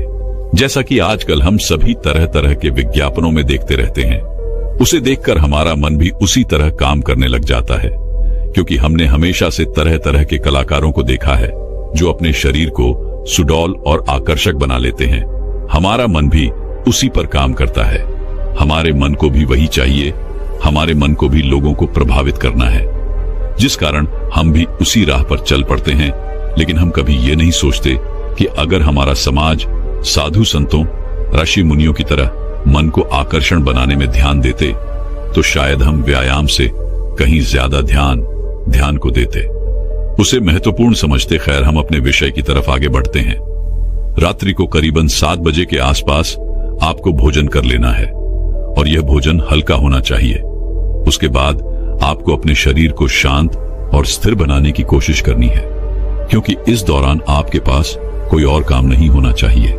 7 बजे के पहले पहले आपको आपके सारे काम निपटा लेने हैं, फिर चाहे वह दफ्तर क्यों या व्यापार के या फिर मन में कोई उथल पुथल, इन चीजों को पूरी तरह से बंद कर देना है। और 7 से 9 बजे के बीच का यह जो वक्त है, इसका हमें भरपूर उपयोग करना है, अपने मन को शांत करने के लिए, स्थिर करने के लिए, विचार मुक्त बनाने के लिए। और इसके लिए चाहें तो आप रात्रि के बाद स्नान भी कर सकते हैं, और स्नान करने के लिए आप चाहे तो हल्के गुनगुने पानी का भी इस्तेमाल कर सकते हैं। और स्नान करते वक्त आपके मन में तरह तरह के विचार उत्पन्न होंगे, और इस समय पर आपको केवल इन्हीं विचारों पर ध्यान देना है। जैसे कि आज जो भी थकान हुई है, मेरा शरीर जितना भी थका हुआ है, जो भी मैंने आज काम किया है, जो भी मैंने किसी से ईर्ष्या की है, नफरत की है, घृणा की है, वह सारी चिंताएं, वह सारी परेशानियां इस पानी के साथ धूल रही है, और मेरा मन एकदम खाली, शांत और निर्मल हो रहा है। यदि आप ऐसा भाव स्नान करते वक्त मन में रखते हैं, तो आपका मन शांत होने लगेगा, और आप अपने आप को स्थिर करने में भी धीरे धीरे कामयाब हो ही जाएंगे। जब आप रोज रोज एक ही अभ्यास लगातार करते रहेंगे, तो इसका परिणाम भी आपको उतना ही जल्दी मिलेगा। और स्नान करने के बाद कोशिश कीजिए कि आपका ध्यान किसी और पर ना जाए। एकदम शांत रहिए। जो भी आपने आज किया है, जो भी वस्तुएं आपने देखी हैं, सोची हैं, सुनी हैं, उन्हें वहीं पर छोड़ दीजिए, क्योंकि वह सारी चीजें आपको अगले दिन फिर वहीं पर मिल जाएंगी। और उसके बाद अपने कक्ष की ओर आगे बढ़े। अपने कक्ष में जो भी सुगंध आपको पसंद हो, उसका इस्तेमाल करें। हो सकता है या कोई धूप बत्ती हो या फिर कोई परफ्यूम, आप इसका इस्तेमाल कर सकते हैं। उसके बाद अपने कमरे की रोशनी को धीमा कर दीजिए, और मन को शांत करने के लिए, स्थिर करने के लिए कोई शांत संगीत लगाकर उसे ध्यानपूर्वक सुन सकते हैं। और उसके बाद आप बिस्तर पर लेट जाइए और किसी प्रकार के उपकरणों का इस्तेमाल ना करें। बस सोते वक्त अपने मन में अपने आप से कहिए कि मुझे ब्रह्म मुहूर्त में उठना है, और इसे आपको बड़े ही ध्यानपूर्वक कहना है। आपका पूरा ध्यान केवल इन्हीं शब्दों पर होना चाहिए। यदि आप सुबह 4 बजे उठना चाहते हैं, तो आप कह सकते हैं कि मुझे कल सुबह 4 बजे उठना है। हे प्रभु, मेरी इसमें मदद कीजिएगा, मुझे अगली सुबह 4 बजे उठा दीजिएगा, क्योंकि आप ही इस सृष्टि के कर्ता धर्ता है। इसलिए मैं आपके भरोसे एक गहरी नींद लेने जा रहा हूं, और मुझे पूरी उम्मीद है कि आप मुझे कल सुबह 4 बजे अवश्य जगा देंगे। अपने मन में यह भाव बनाए रखें, और इसी भाव के साथ आप गहरी नींद में चले जाएं। आपको ऐसा पूरे 21 दिनों तक करना होगा। उसके बाद आप खुद ही एहसास कर पाएंगे कि जब आप नींद में थे तब भी आपको आपके आसपास क्या हो रहा है इन सब का ज्ञान था। आप नींद में भी जगे हुए थे और अब आपका जागरण पूर्ण हुआ और अब आप योग निद्रा में प्रविष्ट हो चुके हैं। आप यह भी एहसास कर पाएंगे कि जिस नींद को पूरा होने में 8 से 10 घंटे लगा करते थे और उसके बाद भी जब हम अगली सुबह उठते हैं तो हमारा शरीर थका हुआ और बीमार सा महसूस होता था, अब वही नींद केवल 4 से 5 घंटों के अंदर पूर्ण हो जा रही है और आपके शरीर में भी एक अलग ऊर्जा है, अलग शक्ति है। आपका मन भी स्फूर्ति से भरा हुआ है और आपका मन भी सभी कार्यों में बड़ी सरलता से और सहजता से लगने लगा है। और ऐसा इसलिए हो पाता है क्योंकि यह नींद आपकी वास्तविक नींद है। पहली जो नींद आप सो रहे थे उसमें आपके मन में तरह तरह के विचार रहते थे, तरह तरह के आपको सपने दिखाई पड़ते थे। आपका मन, आपका मस्तिष्क पूरी रात्रि भर काम करता रहता था। आपका शरीर आपके भोजन को पचाने के लिए कार्य करता रहता था, जिससे आपकी ऊर्जा नष्ट होती रहती थी। इसी कारणवश जब आप उस नींद से उठते थे तब भी आपका शरीर उसी प्रकार थका हुआ, हारा हुआ और कमजोर दिखाई पड़ता था। लेकिन जब आप इस प्रक्रिया का इस्तेमाल करेंगे तो उसके बाद ना तो आपके मन में कोई विचार होंगे, ना ही आपका शरीर थका हुआ होगा और ना ही आपके शरीर को किसी प्रकार के किसी क्रिया को करने की कोई आवश्यकता पड़ेगी। आपका मन, आपका दिमाग पूरी तरह से शांत होगा और जब आप अगली सुबह उठेंगे तो आपका शरीर पूरी तरह से ऊर्जावान बना रहेगा। आप किसी भी कार्य को पूरे मन और लगन के साथ पूरा करेंगे। ना ही आपको आलस्य आएगा और ना ही आप थकेंगे और ना ही आपको पूरे दिन पर किसी प्रकार का कोई तनाव महसूस होगा। आपका पूरा दिन तरोताजी से भरा हुआ रहेगा। आपके लिए एक नए दिन की शुरुआत होगी। आप हर काम में आनंद लेंगे। योग निद्रा में पहुंचने के बाद आपका ध्यान करना भी अत्यधिक सरल हो जाता है। आप बहुत जल्दी ही गहरे ध्यान में उतर जाते हैं। रात को योग निद्रा लेने के बाद ब्रह्म मुहूर्त में किया गया ध्यान सबसे लाभकारी होता है। इसलिए जब भी आप योग निद्रा से उठें तो कोशिश कीजिएगा कि कम से कम 1 घंटा आप ध्यान के लिए अवश्य निकालें। ध्यान ही वह मार्ग है जिससे आप उस असीम शक्ति को समझ पाएंगे, उसे पहचान पाएंगे, उस विराट रूप को देख पाएंगे। आप उसे देख पाएंगे जो इस कण कण में बसा हुआ है। आप वह सब कुछ देख पाएंगे, समझ पाएंगे जो आज तक इन शास्त्रों में लिखा गया है। इन शास्त्रों का निचोड़ अब आपको ज्ञात हो जाएगा, जो आज तक यह आर्ष मुनि हमें सिखाते रहे हैं, जिस पर पूरा अध्यात्म टिका हुआ है। हमारे शास्त्र, वेद और ज्ञान ये सब कोई पढ़ने या रटने की चीजें नहीं है, ये तो अनुभव है। इसका हमें अनुभव ही करना चाहिए। यदि आप इसे रटने का प्रयास करते हैं तो आप कुछ नहीं हासिल कर सकते। इसका आपके जीवन पर कुछ असर नहीं होगा। ये ज्ञान केवल आपके मस्तिष्क के ऊपरी भाग और मन के ऊपरी भाग पर ही रहेगा। यह कभी आपके मन को प्रभावित नहीं कर सकेगा, जिस कारण यह हमारे मन में एक तनाव पैदा करेगा, जिससे हमारे जीवन में भी तनाव उत्पन्न होने लगेगा। लेकिन यदि आप इन चीजों का अनुभव करते हैं तो यही ज्ञान, यही वेद, यही शास्त्र आपके लिए आनंद का कार्य करेंगे। आपको हर जगह आनंद की अनुभूति होगी। आप केवल हर जगह वास्तविकता को देख पाएंगे, सत्य को समझ पाएंगे, सत्य को जान पाएंगे और आपका जीवन भी सरल और सूक्ष्म होने लगेगा। दोस्तों, मैं उम्मीद करता हूं कि यह कहानी सुनने से आपके जीवन में अच्छे बदलाव आए होंगे। आपको इस वीडियो से क्या सीखने मिला, ये कमेंट करके जरूर बताएं और अपने परिवार, दोस्तों या आपके करीबी इंसान के साथ ये कहानी शेयर करके उन्हें भी इस ज्ञान से परिचित करवाएं। यकीन मानो दोस्तों, आज की यह कहानी आपका आत्मविश्वास कई हजार गुना बढ़ा देगी, जिससे आपको अपनी जिंदगी की परिस्थितियों से लड़ने के लिए आपके अंदर ताकत आ जाएगी। तो बिना रुके दर्शकों, इस कहानी को ध्यान से सुनिएगा। तो चलिए आज की रहस्यमय रोचक कहानी की शुरुआत करते हैं। दोस्तों, बहुत समय पहले की बात है। एक नगरी में एक राजा राज किया करता था। उसकी एक बहुत ही सुंदर पत्नी भी थी और उन्हें एक बेटा भी था, जो अब बड़ा भी हो चुका था। राजा और रानी अपनी प्रजा को हमेशा खुश देखना चाहते थे और प्रजा अपने युवराज से भी यही उम्मीद किया करती थी। और इधर युवराज भी वह हर मुमकिन कोशिश किया करते थे कि वह अपने पिता के राज्यभार को संभाल लें। जिस तरह से उनके पिता राज करते हैं, ठीक उसी प्रकार वह भी अपनी प्रजा का ध्यान रखे, अपने राज्य का ध्यान रखिए। सब कुछ बहुत अच्छा चल रहा था। राजा और उसकी प्रजा सब बहुत खुश थे और खुशी खुशी अपना जीवन बिता रहे थे। लेकिन तभी एक दिन अचानक पड़ोसी राज्य का राजा, जो बहुत बूढ़ा हो चुका था, उसकी मृत्यु हो गई और उसका बेटा अत्यधिक क्रूर था। वह बहुत बेरहम था और उसे जंग करना बहुत अच्छा लगता था। जब यह बात युवराज के पिता को पता चली तो राजा और रानी ने एक कमरे में अपने आप को बंद कर लिया और दोनों आपस में बातें करने लगे। रानी बहुत चिंतित लग रही थी और वह राजा से कहती हैं, मुझे अपने बेटे की बहुत फिक्र हो रही है, मुझे उसकी चिंता सता रही है। पड़ोसी राज्य का राजा, जिसके साथ हमारी मैत्री थी, अब वह नहीं रहे और उनका बेटा अत्यधिक क्रूर है। वह बहुत बेरहम है। वह हमारे राज्य पर कभी भी आक्रमण कर सकता है। इस पर राजा ने रानी को समझाते हुए कहा, नहीं नहीं, वह ऐसा नहीं कर सकता। उसके पिता और मैं बहुत अच्छे मित्र थे और हमारे राज्यों के बीच शांति का हमने प्रस्ताव भी रखा हुआ था, इसलिए वह हम पर आक्रमण नहीं करेगा। तभी रानी कहती है, हमारी मैत्री उनके साथ खत्म हो गई और उनका बेटा एक खूंखार दरिंदा है, जिसे लोगों को मारने में मजा आता है। बेरहमी से वो लोगों की हत्या कर देता है। वो बहुत ही क्रूर है, बेरहम है।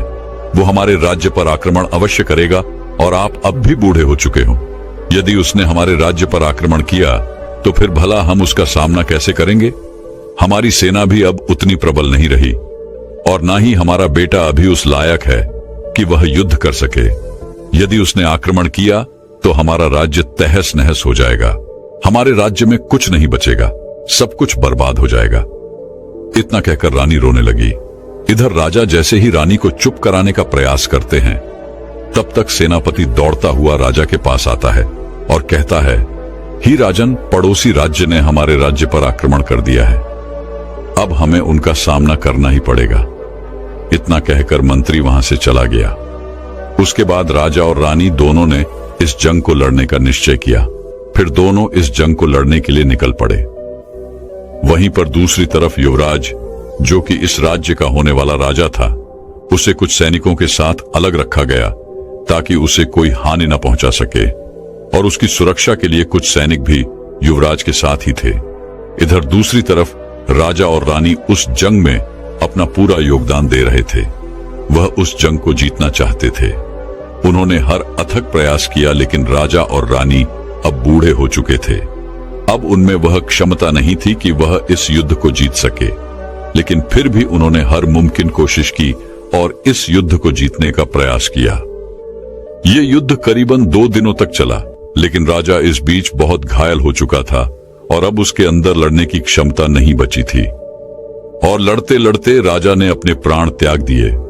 उधर दूसरी तरफ और पड़ोसी राज्य का राजा, जो बहुत क्रूर था, रानी को अपना बंदी बना लिया और उसे कारावास में भेज दिया। जब यह बात युवराज को पता चली तो युवराज फूट फूट कर रोने लगे। उन्हें यह समझ नहीं आ रहा था कि वह क्या करें। वह अपने पिता को बचा नहीं सके और उनकी माता को भी कारावास दे दिया गया। उधर दूसरी तरफ पड़ोसी राज्य का राजा क्रूरता के साथ, अहंकार के साथ भरा हुआ था। वह राज्य में आकर लोगों पर अत्याचार करना शुरू कर देता है, लोगों को बेवजह मौत के घाट उतार देता है। यहां तक कि उस राज्य की प्रजा भी सुरक्षित नहीं रही। लेकिन किसी तरह से युवराज के उन सैनिकों ने युवराज को उस राज्य से बाहर निकाल लिया। युवराज और उनके कुछ वफादार सैनिक अब उस राज्य को छोड़कर भाग चुके थे। युवराज ने कई दिनों का सफर तय करके पड़ोसी राज्य में शरण ली और उनसे आग्रह किया कि वह इस लड़ाई में उनका साथ दे ताकि उनका राज्य फिर से उनका हो सके।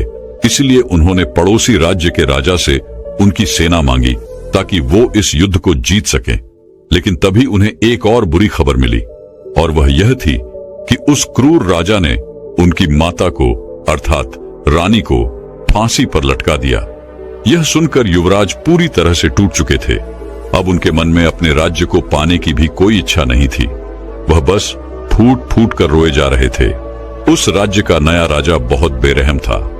वह किसी को भी बेवजह ही मौत के घाट उतार दिया करता, जिस कारण उस राज्य की आधी प्रजा राज्य को छोड़कर जा चुकी थी और जो आधी बची हुई थी उन सब ने उस बेरहम राजा का गुलाम बनना स्वीकार किया।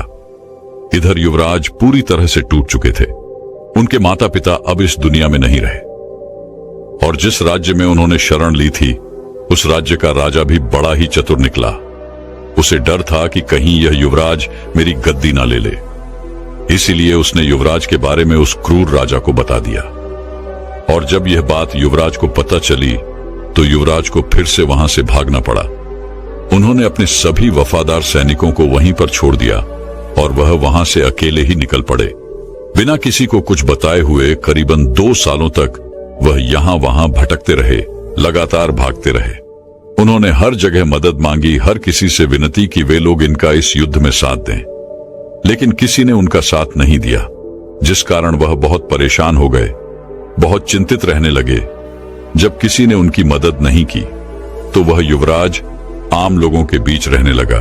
छोटा मोटा जो भी काम उसे मिलता वह उसे करके अपना गुजारा किया करता, लेकिन वह कभी किसी से यह नहीं कहता कि वह उस राज्य का राजा था। ऐसे ही कई दिन बीत गए। दिन के बाद महीने, महीने के बाद साल और करीबन 5 साल ऐसे ही बिताने के बाद वह युवराज यह तक भूल चुका था कि वह किसी राज्य का युवराज था। उसने सारी आशाएं छोड़ दी थी। अब उसे किसी से कोई उम्मीद नहीं रह गई थी और अब उस युवराज को यह भी यकीन हो चुका था कि उसकी पुरानी जिंदगी से अब उसके लिए कुछ नहीं बचा। इसलिए उसने अपना वह राज्य पाने की उम्मीद छोड़ दी थी और वह एक छोटे से किसान के पास छोटी सी नौकरी करने लगा। वह उस किसान की बकरियों का ध्यान रखता था। वह उन बकरियों के पास ही सोया करता, उनका ख्याल रखता, उन्हें खिलाता पिलाता और उनकी हर एक जरूरत को पूरा करता। लेकिन दूसरी तरफ वो किसी से कुछ नहीं कहता और ना ही ज्यादा खाना खाता था। वह एकदम शांत रहता, अकेला रहता। उसे केवल एक ही चिंता सताए जा रही थी कि वह अपने राज्य को नहीं बचा सका। उसने अपने राज्य के लोगों को निराश किया है और उसके राज्य की प्रजा उसे कभी माफ नहीं करेगी। ये सब सोच सोच कर वह हर दिन और भी ज्यादा चिंतित रहने लगा, परेशान रहने लगा और ऐसे ही एक समय ऐसा आ गया कि उससे सारे काम धंधे भी बंद कर दिए थे। वह सब कुछ छोड़ छाड़ कर केवल इसी बात को लेकर सोचा करता, परेशान रहता। जब किसान को यह बात पता चली उसकी बकरियों का वह राजा का पुत्र ध्यान नहीं रख रहा है, तो किसान ने भी युवराज को वहां से निकाल दिया, क्योंकि वह अब किसान के किसी काम का नहीं था। युवराज वहां से निकलने के बाद जंगलों में अपना समय बिता रहा था। जंगलों में जो भी फल उसे मिल जाता वह उसे अपनी भूख मिटाता और ऐसे ही वह अपना दिन गुजर बसर कर रहा था। ऐसे ही कई दिन बीत गए और उसके बाद बारिश का मौसम आ गया। एक दिन आंधी तूफान आया तो वह एक छोटी सी झोपड़ी में बारिश से बचने के लिए चला गया।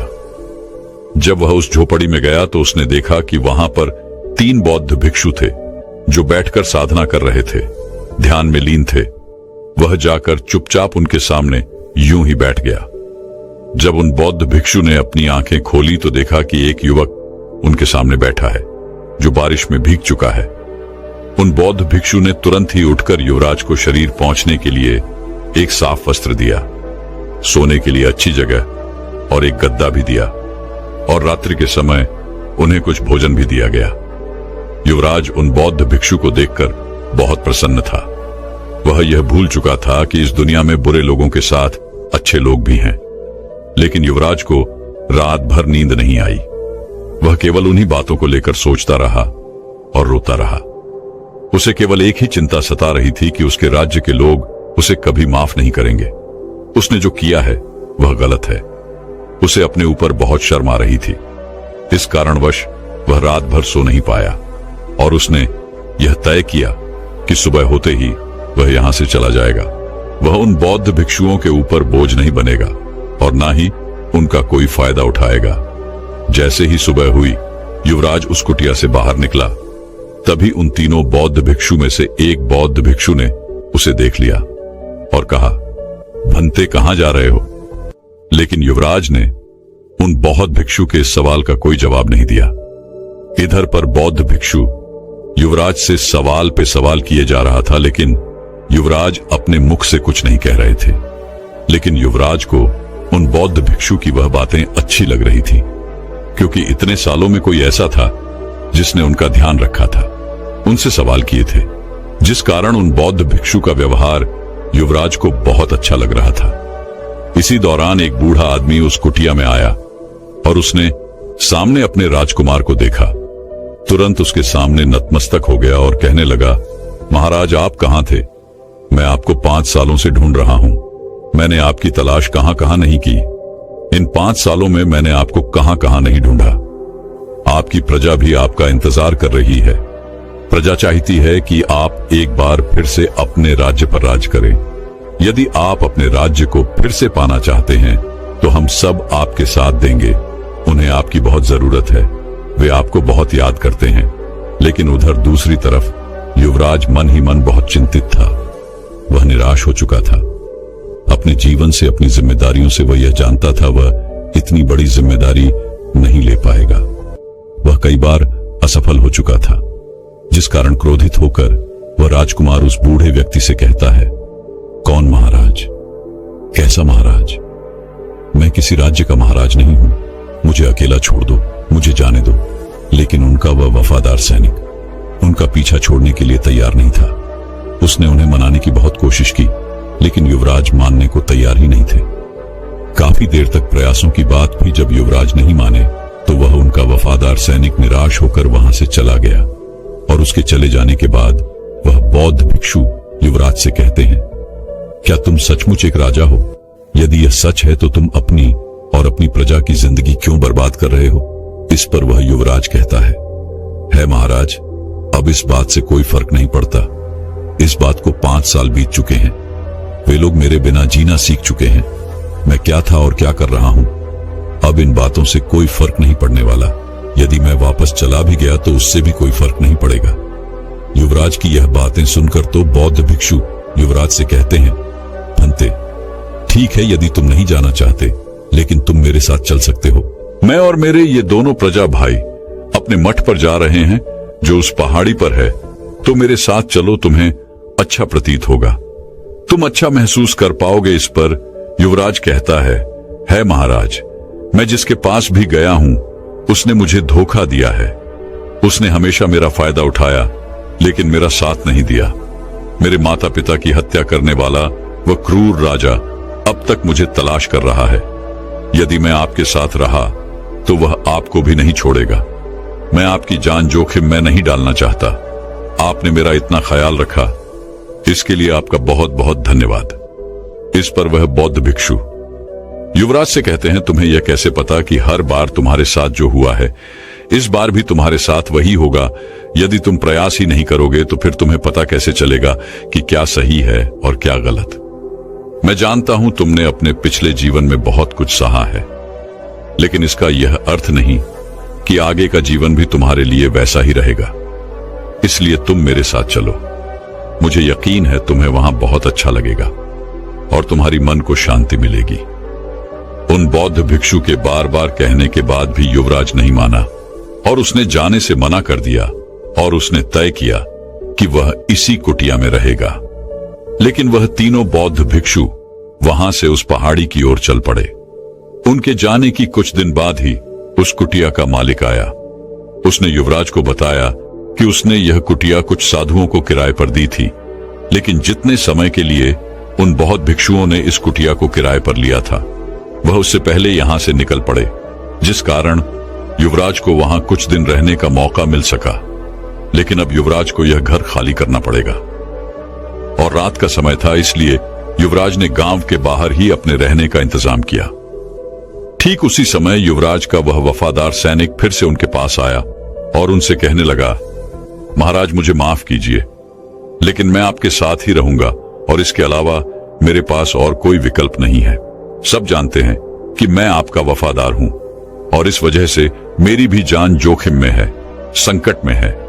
युवराज ने जब यह बात सुनी तो वह नहीं चाहता था कि उसके वफादार सैनिकों को खतरा हो, इसलिए वह अपने वफादार सैनिकों को लेकर उन बौद्ध भिक्षु के मठ की ओर चल पड़ा। वहां पहुंचते ही वह उन बौद्ध भिक्षु से मिला जिससे वह कुटिया में मिला था। उन्हें देखकर वह बहुत खुश हुए और उन बौद्ध भिक्षु को यह पहले से ही पता था कि युवराज वहां पर अवश्य आएंगे। तभी वह बौद्ध भिक्षु युवराज से कहते हैं, भंते मैं आज बहुत खुश हूं क्योंकि तुमने अपनी राह आखिर ढूंढ ही ली। उन बौद्ध भिक्षु ने युवराज का आदर सत्कार किया और उन्हें अपने मठ में जगह दी। लेकिन दूसरी तरफ युवराज शांत था, वह कुछ नहीं कहना चाहता था। वह तो केवल अपने उस वफादार सैनिक की जान बचाना चाहता था जिस कारण वह उस मठ में गया था। अगले दिन वह बौद्ध भिक्षु युवराज के पास पहुंचते हैं और उसे कहते हैं, भंते तुम एक राजा हो तो तुम क्यों अपनी और अपने प्रजा की जिंदगी इस तरह से बर्बाद कर रहे हो? तुम चाहो तो एक बार फिर से अपने साम्राज्य को पा सकते हो और अपनी प्रजा का ख्याल रख सकते हो। लेकिन इस पर युवराज ने कुछ भी जवाब नहीं दिया, उन्होंने बस अपना सर झुका लिया। तभी वह बौद्ध भिक्षु युवराज से कहते हैं, भंते तुम्हें ऐसा क्यों लगता है कि यदि तुमने फिर से कोशिश की तो तुम नाकामयाब रहोगे? यदि तुम कोशिश ही नहीं करोगे तो तुम कैसे जान पाओगे कि तुम सही हो या गलत? उन बौद्ध भिक्षु की ये सारी बातें सुनकर वह युवराज क्रोधित हो उठे और उन्होंने कहा, आखिर आप मुझसे क्या चाहते हैं? मैं क्या करूं? मैंने अपनी प्रजा का दिल दुखाया है, उनके विश्वास को तोड़ा है। अब उनके दिल में मेरे लिए कोई जगह नहीं है और ना ही मैं अपने साम्राज्य को वापस पाना चाहता हूं। यदि आप चाहते हैं तो मैं यहां से भी चला जाता हूं। इतना कहकर जैसे ही वह युवराज वहां से जाने के लिए निकालने लगे, तभी वह बौद्ध भिक्षु युवराज से कहते हैं, भंते तुम्हें क्या करना है यह तो तुम्हें ही पता करना होगा, ये तो तुम्हें ही समझना होगा। ये मैं तुम्हें नहीं बता सकता क्योंकि तुम्हें अपनी राह खुद ढूंढनी होगी। मैं तो केवल तुम्हें मार्ग दिखा सकता हूं और उस पर चलना तो तुम्हें ही होगा। इतना कहकर वह बौद्ध भिक्षु वहां से चले गए और युवराज के कानों में उन बौद्ध भिक्षु की यह बातें गूंज रही थीं। अगले दिन सुबह सुबह मठ में हर किसी को कुछ ना कुछ काम दिया जा रहा था। राजकुमार के वफादार सैनिक को भी कुछ ऐसा काम दिया गया जिसे उसे पूरा करना था। हर कोई काम में लगा हुआ था, लेकिन राजकुमार अब भी चिंतित थे, परेशान थे। वह एकांत में बैठे हुए थे। तभी वहां एक बौद्ध भिक्षु आए और उन्होंने उनके हाथों में एक पुस्तक थमा दी। वह पुस्तक देखकर राजकुमार को कुछ समझ नहीं आ रहा था कि आखिर वह इस पुस्तक का क्या करेंगे और यह पुस्तक उन्हें क्यों दी गई है। हालांकि वह पहले एक युवराज थे और उन्हें कई सारी भाषाएं भी सिखाई गई थीं, लेकिन जिस भाषा में यह किताब थी उन्हें इसके बारे में तनिक विज्ञान नहीं था। उन्हें इस किताब का एक एक शब्द समझ नहीं आ रहा था। काफी देर देखने के बाद जब वह परेशान हो गए तो वह उस पुस्तक को लेकर उस बौद्ध भिक्षु के पास पहुंचे और कहने लगे, यह पुस्तक मुझे क्यों दी गई है? इस पुस्तक में मुझे कुछ भी समझ नहीं आ रहा। मैं इस पुस्तक का क्या करूंगा? इस पर वह बौद्ध भिक्षु कहते हैं, भंते तुम एक युवराज हो और तुमने भाषाएं तो पढ़ी ही होंगी। तुम्हें इस पुस्तक को पढ़ना होगा, इसे समझना होगा। और वैसे भी यहाँ पर हर कोई कुछ ना कुछ काम कर रहा है और ऐसे में तुम यदि शांत बैठोगे, एकांत में बैठोगे, तो इससे तुम्हें क्या लाभ होगा? आज का तुम्हारा काम यही है। इतना कहकर वह बौद्ध भिक्षु वहां से चले गए। यह देखकर युवराज को लगा कि मानो वह बौद्ध भिक्षु उससे नाराज हो गए हैं, इसलिए उसने अपने काम को पूरा करना ठीक समझा। उसने उस पुस्तक को उठाया और उसके एक एक शब्द को समझने का प्रयास किया। उन्हें जोड़ते हुए उसने उस पुस्तक को पूरा पढ़ा, लेकिन इसमें काफी समय बीत चुका था, जिस कारण युवराज को लग रहा था यदि मैं अब उन बौद्ध भिक्षु के पास जाऊंगा तो वो बौद्ध भिक्षु मुझसे नाराज होंगे, क्रोधित होंगे। लेकिन फिर भी उसने किसी तरह से हिम्मत जुटाई और उन बौद्ध भिक्षु के पास पहुंचा। वह बौद्ध भिक्षु यह देखकर बहुत प्रसन्न थे कि युवराज ने वो पुस्तक पूरी पढ़ ली है।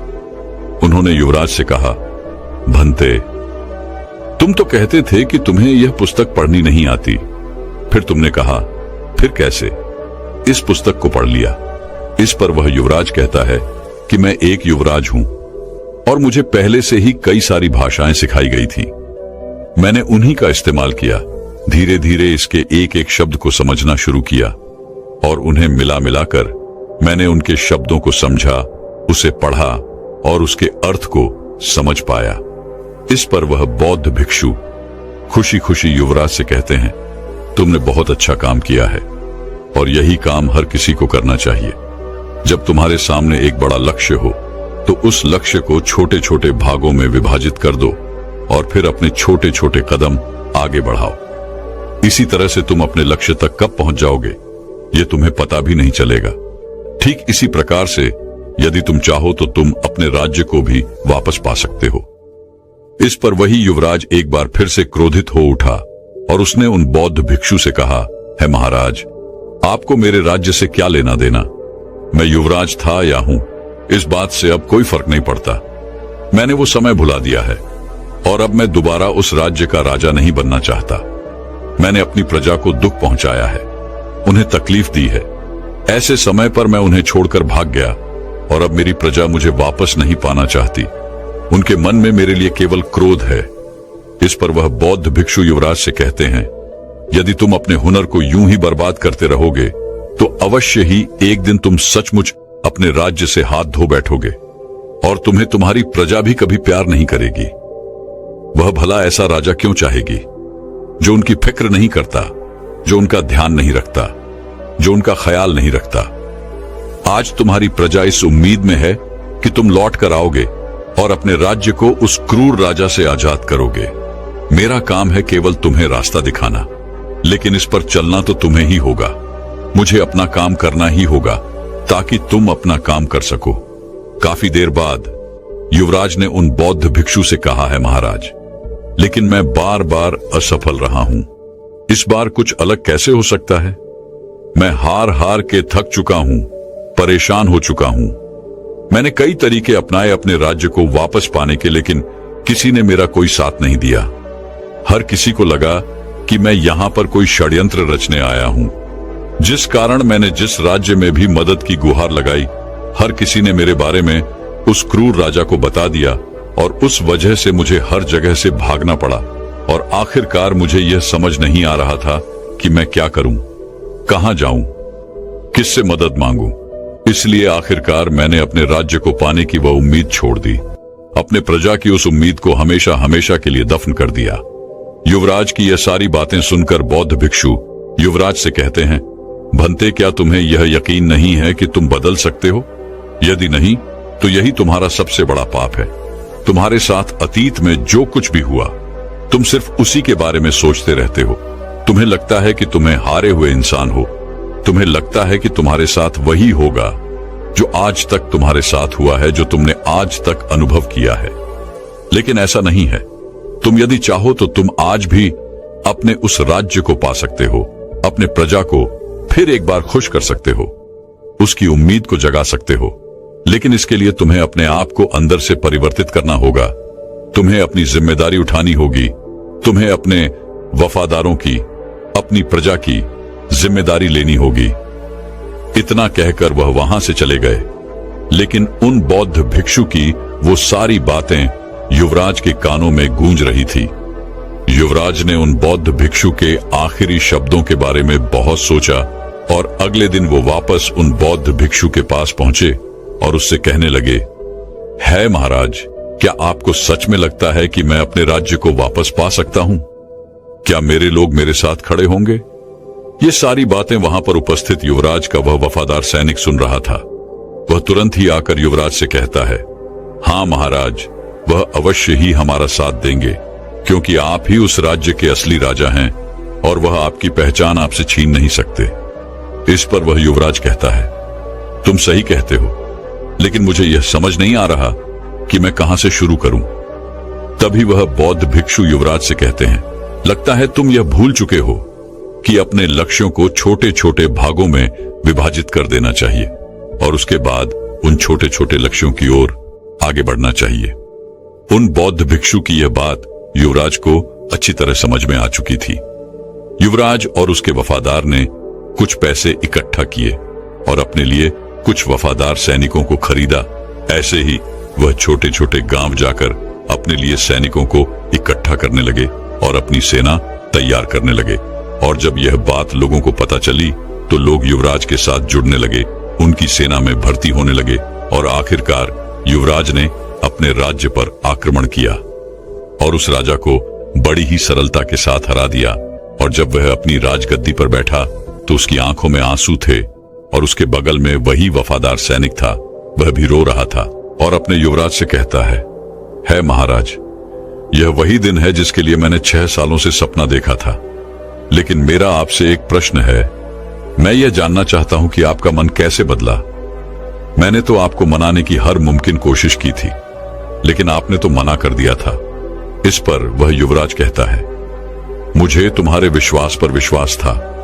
तुम हमेशा से मुझ में विश्वास करते थे, लेकिन मैं ही अपने आप पर विश्वास नहीं कर पाता था।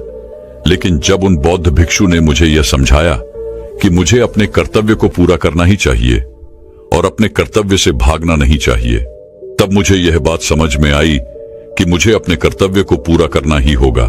और मुझे तो हमेशा से यह लगता था कि मेरे अतीत में जो हुआ है वही मेरे साथ हमेशा होगा और मैं हमेशा हार का ही सामना करूंगा। लेकिन उन बौद्ध भिक्षु की सारी बातों ने मेरे मन को एक साफ आईने की तरह कर दिया था, जिसमें मैं यह साफ साफ देख पा रहा था, यदि मैं अपने हुनर को, अपनी प्रजा को किसी और के भरोसे छोड़ दूं तो यह गलत होगा। यह उनके साथ नाइंसाफी होगी। इसलिए मैंने उन बौद्ध भिक्षु की यह बात मानी और अपने बड़े से लक्ष्य को छोटे छोटे लक्ष्यों में विभाजित कर दिया और फिर उन लक्ष्यों की ओर आगे बढ़ना शुरू कर दिया। और धीरे धीरे हम एक एक करके अपने लक्ष्य में सफल होते गए और मेरा आत्मविश्वास भी लगातार बढ़ता चला जा रहा था।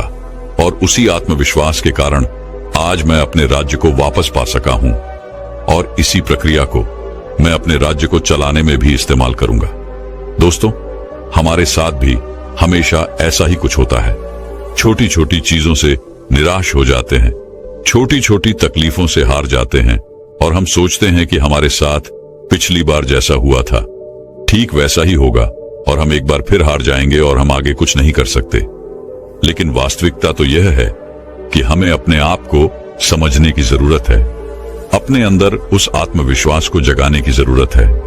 हमें अपने आप को और बेहतर बनाने की जरूरत है और अगर आप अपने आप को बेहतर बनाने में सक्षम हैं, तो आप एक ना एक दिन अपने लक्ष्य को अवश्य प्राप्त करेंगे। तो दोस्तों, अब हमारे अगले कहानी का विषय है, कुछ लोग कम उम्र में ही किन किन आदतों की वजह से बुढ़े हो जाते हैं।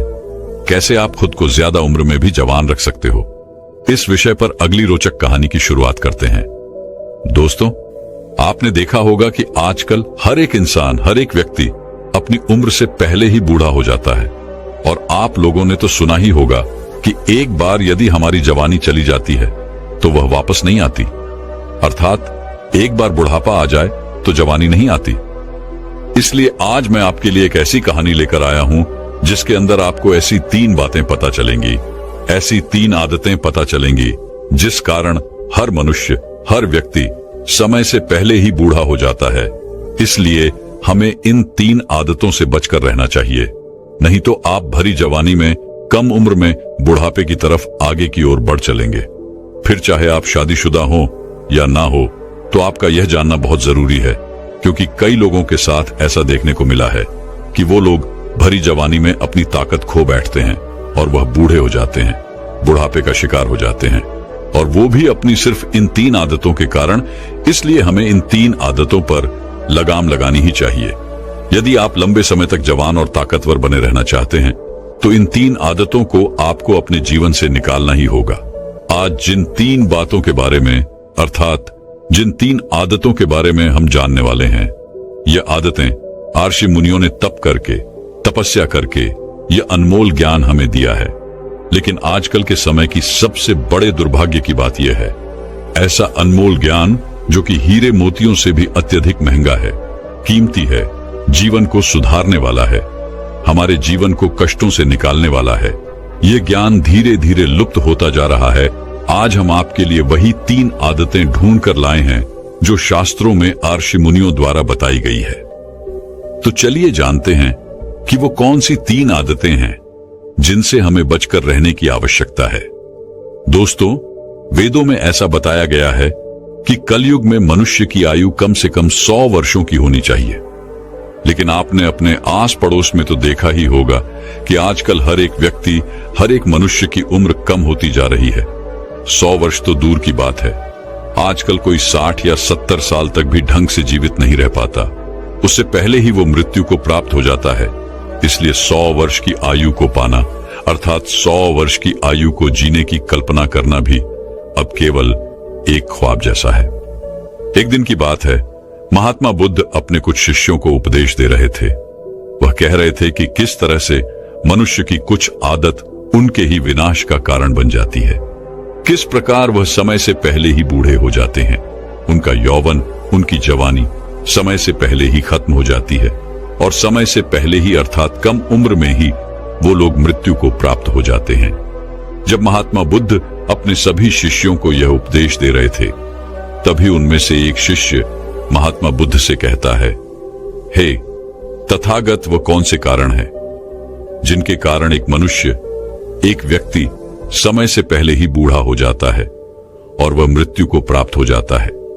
तभी महात्मा बुद्ध अपने उस शिष्य के प्रश्न का उत्तर देते हुए कहते हैं, पहला कारण है अर्थात पहली आदत है अभिमान से भरा हुआ एक घमंडी और एक अहंकारी इंसान।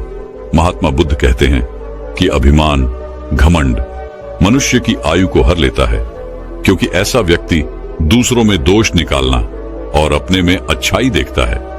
ऐसा व्यक्ति दूसरों में केवल कमी ही निकालता रहता है और अपने में अच्छे गुण देखता है, और ऐसे ही व्यक्ति घमंड का शिकार हो जाते हैं। उनके अंदर अहंकार कूट कूट कर भरा हुआ होता है। ऐसा व्यक्ति अपने आप को बलवान, बुद्धिमान समझता है। वह अपने आप को त्यागी मानने लगता है। उसे ऐसा लगता है कि उससे बेहतर और कोई नहीं है, और ऐसा व्यक्ति अपने आप को सर्वोपरि मानने लगता है। उसे लगता है कि अब उससे ऊपर और कोई नहीं है, और यही गलतफहमी, यही अहंकार उसकी आयु को भी कम करता है, और अभिमान के कारण मनुष्य सही राह से भटक जाता है। और ऐसे मनुष्य को भ्रष्ट होने में ज्यादा वक्त नहीं लगता। और वहीं पर जो व्यक्ति अपनी बड़ाई करता रहता है, जिसे अपनी प्रशंसा करने में मजा आता है, जिसे केवल अपनी ही बढ़ाई करना अच्छा लगता है, उसे दुनिया में कोई प्रेम नहीं करता, उसे कोई भी पसंद नहीं करता। आप समझ चुके होंगे कि ज्यादा बोलना भी आपकी उम्र को कम करता है, क्योंकि ज्यादा बोलने वाला व्यक्ति व्यर्थ में ही बकबक करता रहता है, व्यर्थ में ही बोलता रहता है। फिर चाहे उससे कोई बात करे या ना करे, उसे कोई राय ले या ना ले, लेकिन वह बीच में पड़कर जरूर कुछ ना कुछ बोलता जरूर है, और व्यर्थ में बोलने वाले व्यक्ति की आयु भी छोटी हो जाती है। झूठ मूठ का हर सुबह बढ़ चढ़कर बोलने वाला व्यक्ति बेवजह ही बोल बोलकर अपनी शक्ति को, अपनी ऊर्जा को नष्ट कर देता है। जो आत्मा की शक्ति होती है, वह उस शक्ति को धीरे धीरे नष्ट करता चला जाता है, और यही कारण है कि उसकी आयु घटने लगती है। ऐसे व्यक्तियों की आयु और बुद्धि दोनों ही कम होने लगती है, और ऐसे ही व्यक्तियों का यौवन अर्थात उनकी जवानी बहुत जल्दी खत्म हो जाती है। इस प्रकार ज्यादा बोलने वाले व्यक्तियों का कोई सम्मान नहीं करता, उनकी बातों पर कोई ध्यान नहीं देता, उनकी बातों को कोई गंभीरता से नहीं लेता, और ऐसे व्यक्ति अपना सम्मान भी खो बैठते हैं। लोग उनसे दूर भागते हैं। ऐसे व्यक्तियों को अपने इस आदत से छुटकारा पाने के लिए ध्यान का अभ्यास करना चाहिए। इससे उनको दोहरा लाभ मिलेगा। आपने देखा होगा कि आज भी कई ऐसे साधु संत हैं, कई ऐसे आर्षि मुनि हैं जिनकी उम्र बहुत लंबी है, जो लोग अत्यधिक बूढ़े हो चुके हैं, लेकिन अब भी वो जीवित हैं, क्योंकि वह बहुत कम बोलते हैं। जितना जरूरत होती है वह केवल उतना ही बोलते हैं। व्यर्थ की बातों में वह अपनी शक्ति नष्ट नहीं करते, इसीलिए उनकी आयु लंबी होती है। जिस व्यक्ति में त्याग की भावना नहीं होती, उस व्यक्ति की भी आयु अतिथि कम हो जाती है। जो व्यक्ति केवल सांसारिक सुखों में लिप्त रहता है, भोग विलास में लिप्त रहता है, शारीरिक सुख और काम वासना के चक्कर में रहने वाला व्यक्ति भी अपनी आयु को तेजी से कम कर लेता है, और ऐसे व्यक्ति बहुत जल्द ही मृत्यु को प्राप्त हो जाते हैं। जिन व्यक्तियों के जीवन में संयम नहीं होता, वह ज्यादा दिनों तक जीवित नहीं रह पाते, और जो व्यक्ति सहमत है, जो व्यक्ति संयम के साथ जीता है, जिस व्यक्ति को त्याग करना आता है, जिसके भीतर त्याग की भावना है, वो अपने जीवन को सुख और शांति से जीता है, जिस कारण उसकी आयु भी लंबी होती चली जाती है। हर मनुष्य को अपने जीवन में एक बात अवश्य ध्यान रखनी चाहिए कि वह इस संसार में किसी से कुछ लेने नहीं बल्कि कुछ देने आया है। लेकिन हम में से अधिकांश लोग तो केवल अपने बारे में ही सोचते रहते हैं। वह अपने लालच को पूरा करना चाहते हैं, अपनी इच्छाओं को पूरा करना चाहते हैं। फिर चाहे उससे किसी को भी नुकसान हो जाए, इस बात से उन्हें कोई फर्क नहीं पड़ता।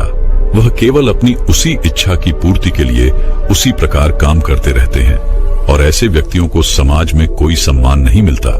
वहीं पर जो व्यक्ति त्याग की भावना रखते हैं, दूसरों के लिए सोचते हैं, दूसरों के लिए कर्म भी करते हैं, ऐसे व्यक्तियों को समाज में बहुत सम्मान भी मिलता है और वे अपना जीवन शांति और सुखमय तरह से बिताते हैं, जिस कारण उनकी शक्ति नष्ट कम होती है और वह अपनी आयु बढ़ा लेते हैं। और साथ ही साथ जब ऐसे व्यक्ति को कोई जरूरत पड़ती है तो समाज भी उनका साथ देने के लिए पूरी तरह से तैयार होता है। आगे महात्मा बुद्ध कहते हैं, क्रोध करना। क्रोध एक व्यक्ति का, एक मनुष्य का सबसे बड़ा दुश्मन होता है। क्रोध आपसे कब और क्या करवा दे, यह आपको पता तक नहीं चलता। क्रोध में आप ऐसी गलतियां तक कर बैठते हैं जिसका आपको जीवन भर पछतावा होता है और उसका दुख आपको जीवन भर भोगना ही पड़ता है। इसलिए जब भी आपको क्रोध आए तो आपको अपने ऊपर ध्यान देना चाहिए, अपने ऊपर नियंत्रण रखना चाहिए कि कहीं आपसे कोई बड़ी गलती ना हो जाए, कहीं कोई बड़ी भूल ना हो जाए। आप किसी को कुछ ऐसे अपशब्द ना कहे जिससे आपको अपने जीवन भर पछतावा हो। अब आप में से कई लोगों के मन में यह प्रश्न उठ रहा होगा कि क्रोध आते वक्त हम अपने आप पर काबू नहीं कर पाते और ऐसे समय पर हम अपने आप पर काबू कैसे कर सकते हैं। तो इसका एक बड़ा ही सीधा और सरल जवाब है, ध्यान। यदि आप प्रतिदिन ध्यान करते हैं तो आप अपने मन पर, अपने मस्तिष्क पर अपना पूरा नियंत्रण पा सकते हैं। इसके लिए आपको अभ्यास की आवश्यकता है और इसके लिए आपको निरंतर अभ्यास करते ही रहना चाहिए। तभी आप क्रोध आते वक्त अपने आप को देख पाएंगे, समझ पाएंगे और अपने आप पर नियंत्रण पा सकेंगे। जब भी किसी व्यक्ति को क्रोध आता है तो ऐसे समय पर वे लोग ऐसे गलत फैसले ले लेते हैं जिससे उन्हें जीवन भर पछताना पड़ता है और बात बात पर क्रोधित होने वाला व्यक्ति अपनी आयु कम कर लेता है। और ऐसे व्यक्ति जो बात बात पर क्रोध करते हैं वह दिन भर अपना नुकसान तो करते ही है, साथ ही साथ उनकी आयु भी कम होती चली जाती है। और ऐसे व्यक्ति न केवल अपना नुकसान करते हैं बल्कि अपने आस पड़ोस, अपने परिवार वाले, अपने मित्रों तक का भी नुकसान करने से पीछे नहीं हटते। महात्मा बुद्ध कहते हैं, जो व्यक्ति क्रोध पर काबू पा सकता है उसने खुद पर पूरी तरह से नियंत्रण पा लिया है। वही असली योगी है, वही सारे सुखों का अधिकारी है। और तो और क्रोध को नरक का द्वार भी बताया गया है। कोई भी व्यक्ति या कोई भी मनुष्य चाहे कितना भी अच्छा कर्म क्यों ना करता हो, चाहे वह कितना भी पुण्य का काम क्यों ना करता हो, लेकिन यदि वह बात बात पर क्रोधित होता है तो वह अपने पूरे जीवन को नष्ट कर लेता है। अपने साथ वह अपने घर वालों का जीवन भी पूरी तरह से बर्बाद कर देता है और ऐसा जीवन नरक से बदतर होता है। एक स्वार्थी व्यक्ति समाज में कलंकित होता है और स्वार्थी सभी अनाथों का मूल है। एक स्वार्थी मनुष्य, एक लालची मनुष्य अपने स्वार्थ को सिद्ध करने के लिए, अपने काम को पूरा करने के लिए किसी भी हद तक गिर सकता है और ऐसे स्वार्थी व्यक्तियों में किसी भी प्रकार की लाज शर्म नहीं होती। उन्हें इस बात से फर्क नहीं पड़ता कि दुनिया क्या कहेगी, उन्हें तो इस बात से फर्क पड़ता है यदि उनका काम ना पूरा हुआ तो वह क्या करेगा। और यही स्वार्थ है कि आज चारों तरफ केवल पाप ही फैला हुआ है, क्योंकि हर व्यक्ति स्वार्थी बनकर जी रहा है। हर व्यक्ति केवल अपना स्वार्थ देख रहा है, इसीलिए चारों तरफ अशांति है, दुख है, पीड़ा है, तकलीफें हैं। सोने के लिए लोगों के पास अच्छा घर है, आरामदायक बिस्तर है, लेकिन फिर भी उन्हें चैन की नींद नहीं आती। एक बात हमेशा ध्यान रखिएगा, दूसरों से जलने वाला, दूसरों से ईर्ष्या करने वाला, दूसरों की तरक्की को देखकर दुखी होने वाला भीतर ही भीतर अपनी आत्मा की इस शक्ति को नष्ट करता चला जाता है, जिस कारण उसकी आयु कम होने लगती है। और ऐसे व्यक्ति जिन्हें दूसरों के खुशी से जलन होती है, ईर्ष्या होती है, वे लोग अपने आप को नकारात्मक विचारों से घेर लेते हैं और इन्हीं नकारात्मक विचारों के कारण वह अपना पूरा जीवन बर्बाद कर लेते हैं।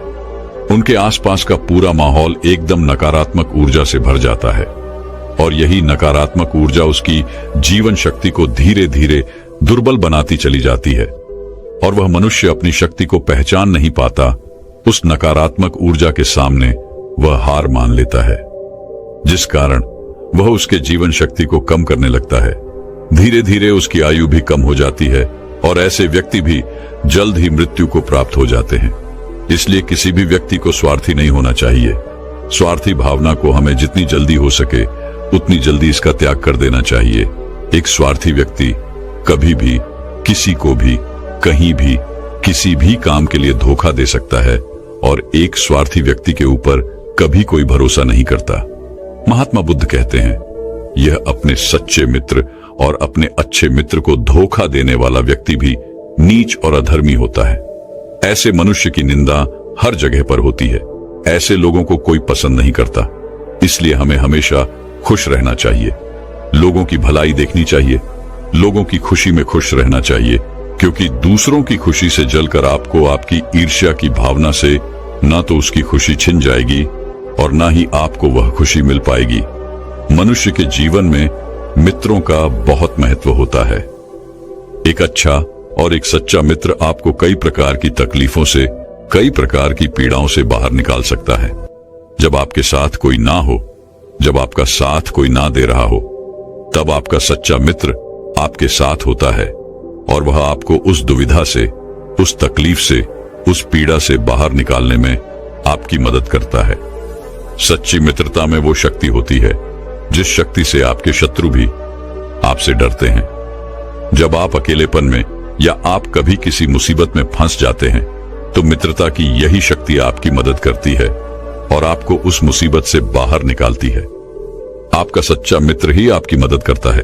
इसीलिए एक सच्चे मित्र के साथ धोखा करना भी अधर्म है और ऐसा व्यक्ति भी अपनी आयु को कम कर लेता है और वह पतन की ओर आगे बढ़ता है।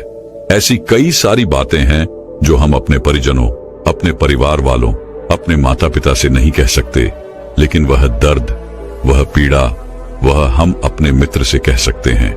इसीलिए एक मनुष्य के जीवन में मित्र का बहुत महत्व होता है और अपने मित्र को कभी भी धोखा नहीं देना चाहिए, क्योंकि ऐसा करके आप अपनी जीवन शक्ति को कम कर रहे हैं और इससे आपकी ही आयु पर फर्क पड़ेगा। इतना कहकर बुद्ध शांत हो गए और उस शिष्य को भी अपने सवाल का जवाब मिल गया। दोस्तों, मैं उम्मीद करता हूं कि यह कहानी सुनने से आपके जीवन में अच्छे बदलाव आए होंगे। आपको इस वीडियो से क्या सीखने मिला ये कमेंट करके जरूर बताइए और अपने परिवार, दोस्तों या आपके करीबी इंसान के साथ ये कहानी शेयर करके उन्हें भी इस ज्ञान से परिचित करवाए। बाकी अगर आपको यह वीडियो दिल से अच्छी लगी हो तभी इस वीडियो को लाइक कर देना और आपने अब तक इस चैनल को सब्सक्राइब न किया हो तो चैनल को सब्सक्राइब भी जरूर कर देना। आपका हर दिन शुभ हो और खुशियों से आपका जीवन भरा रहे। धन्यवाद। नमो बुद्धाय।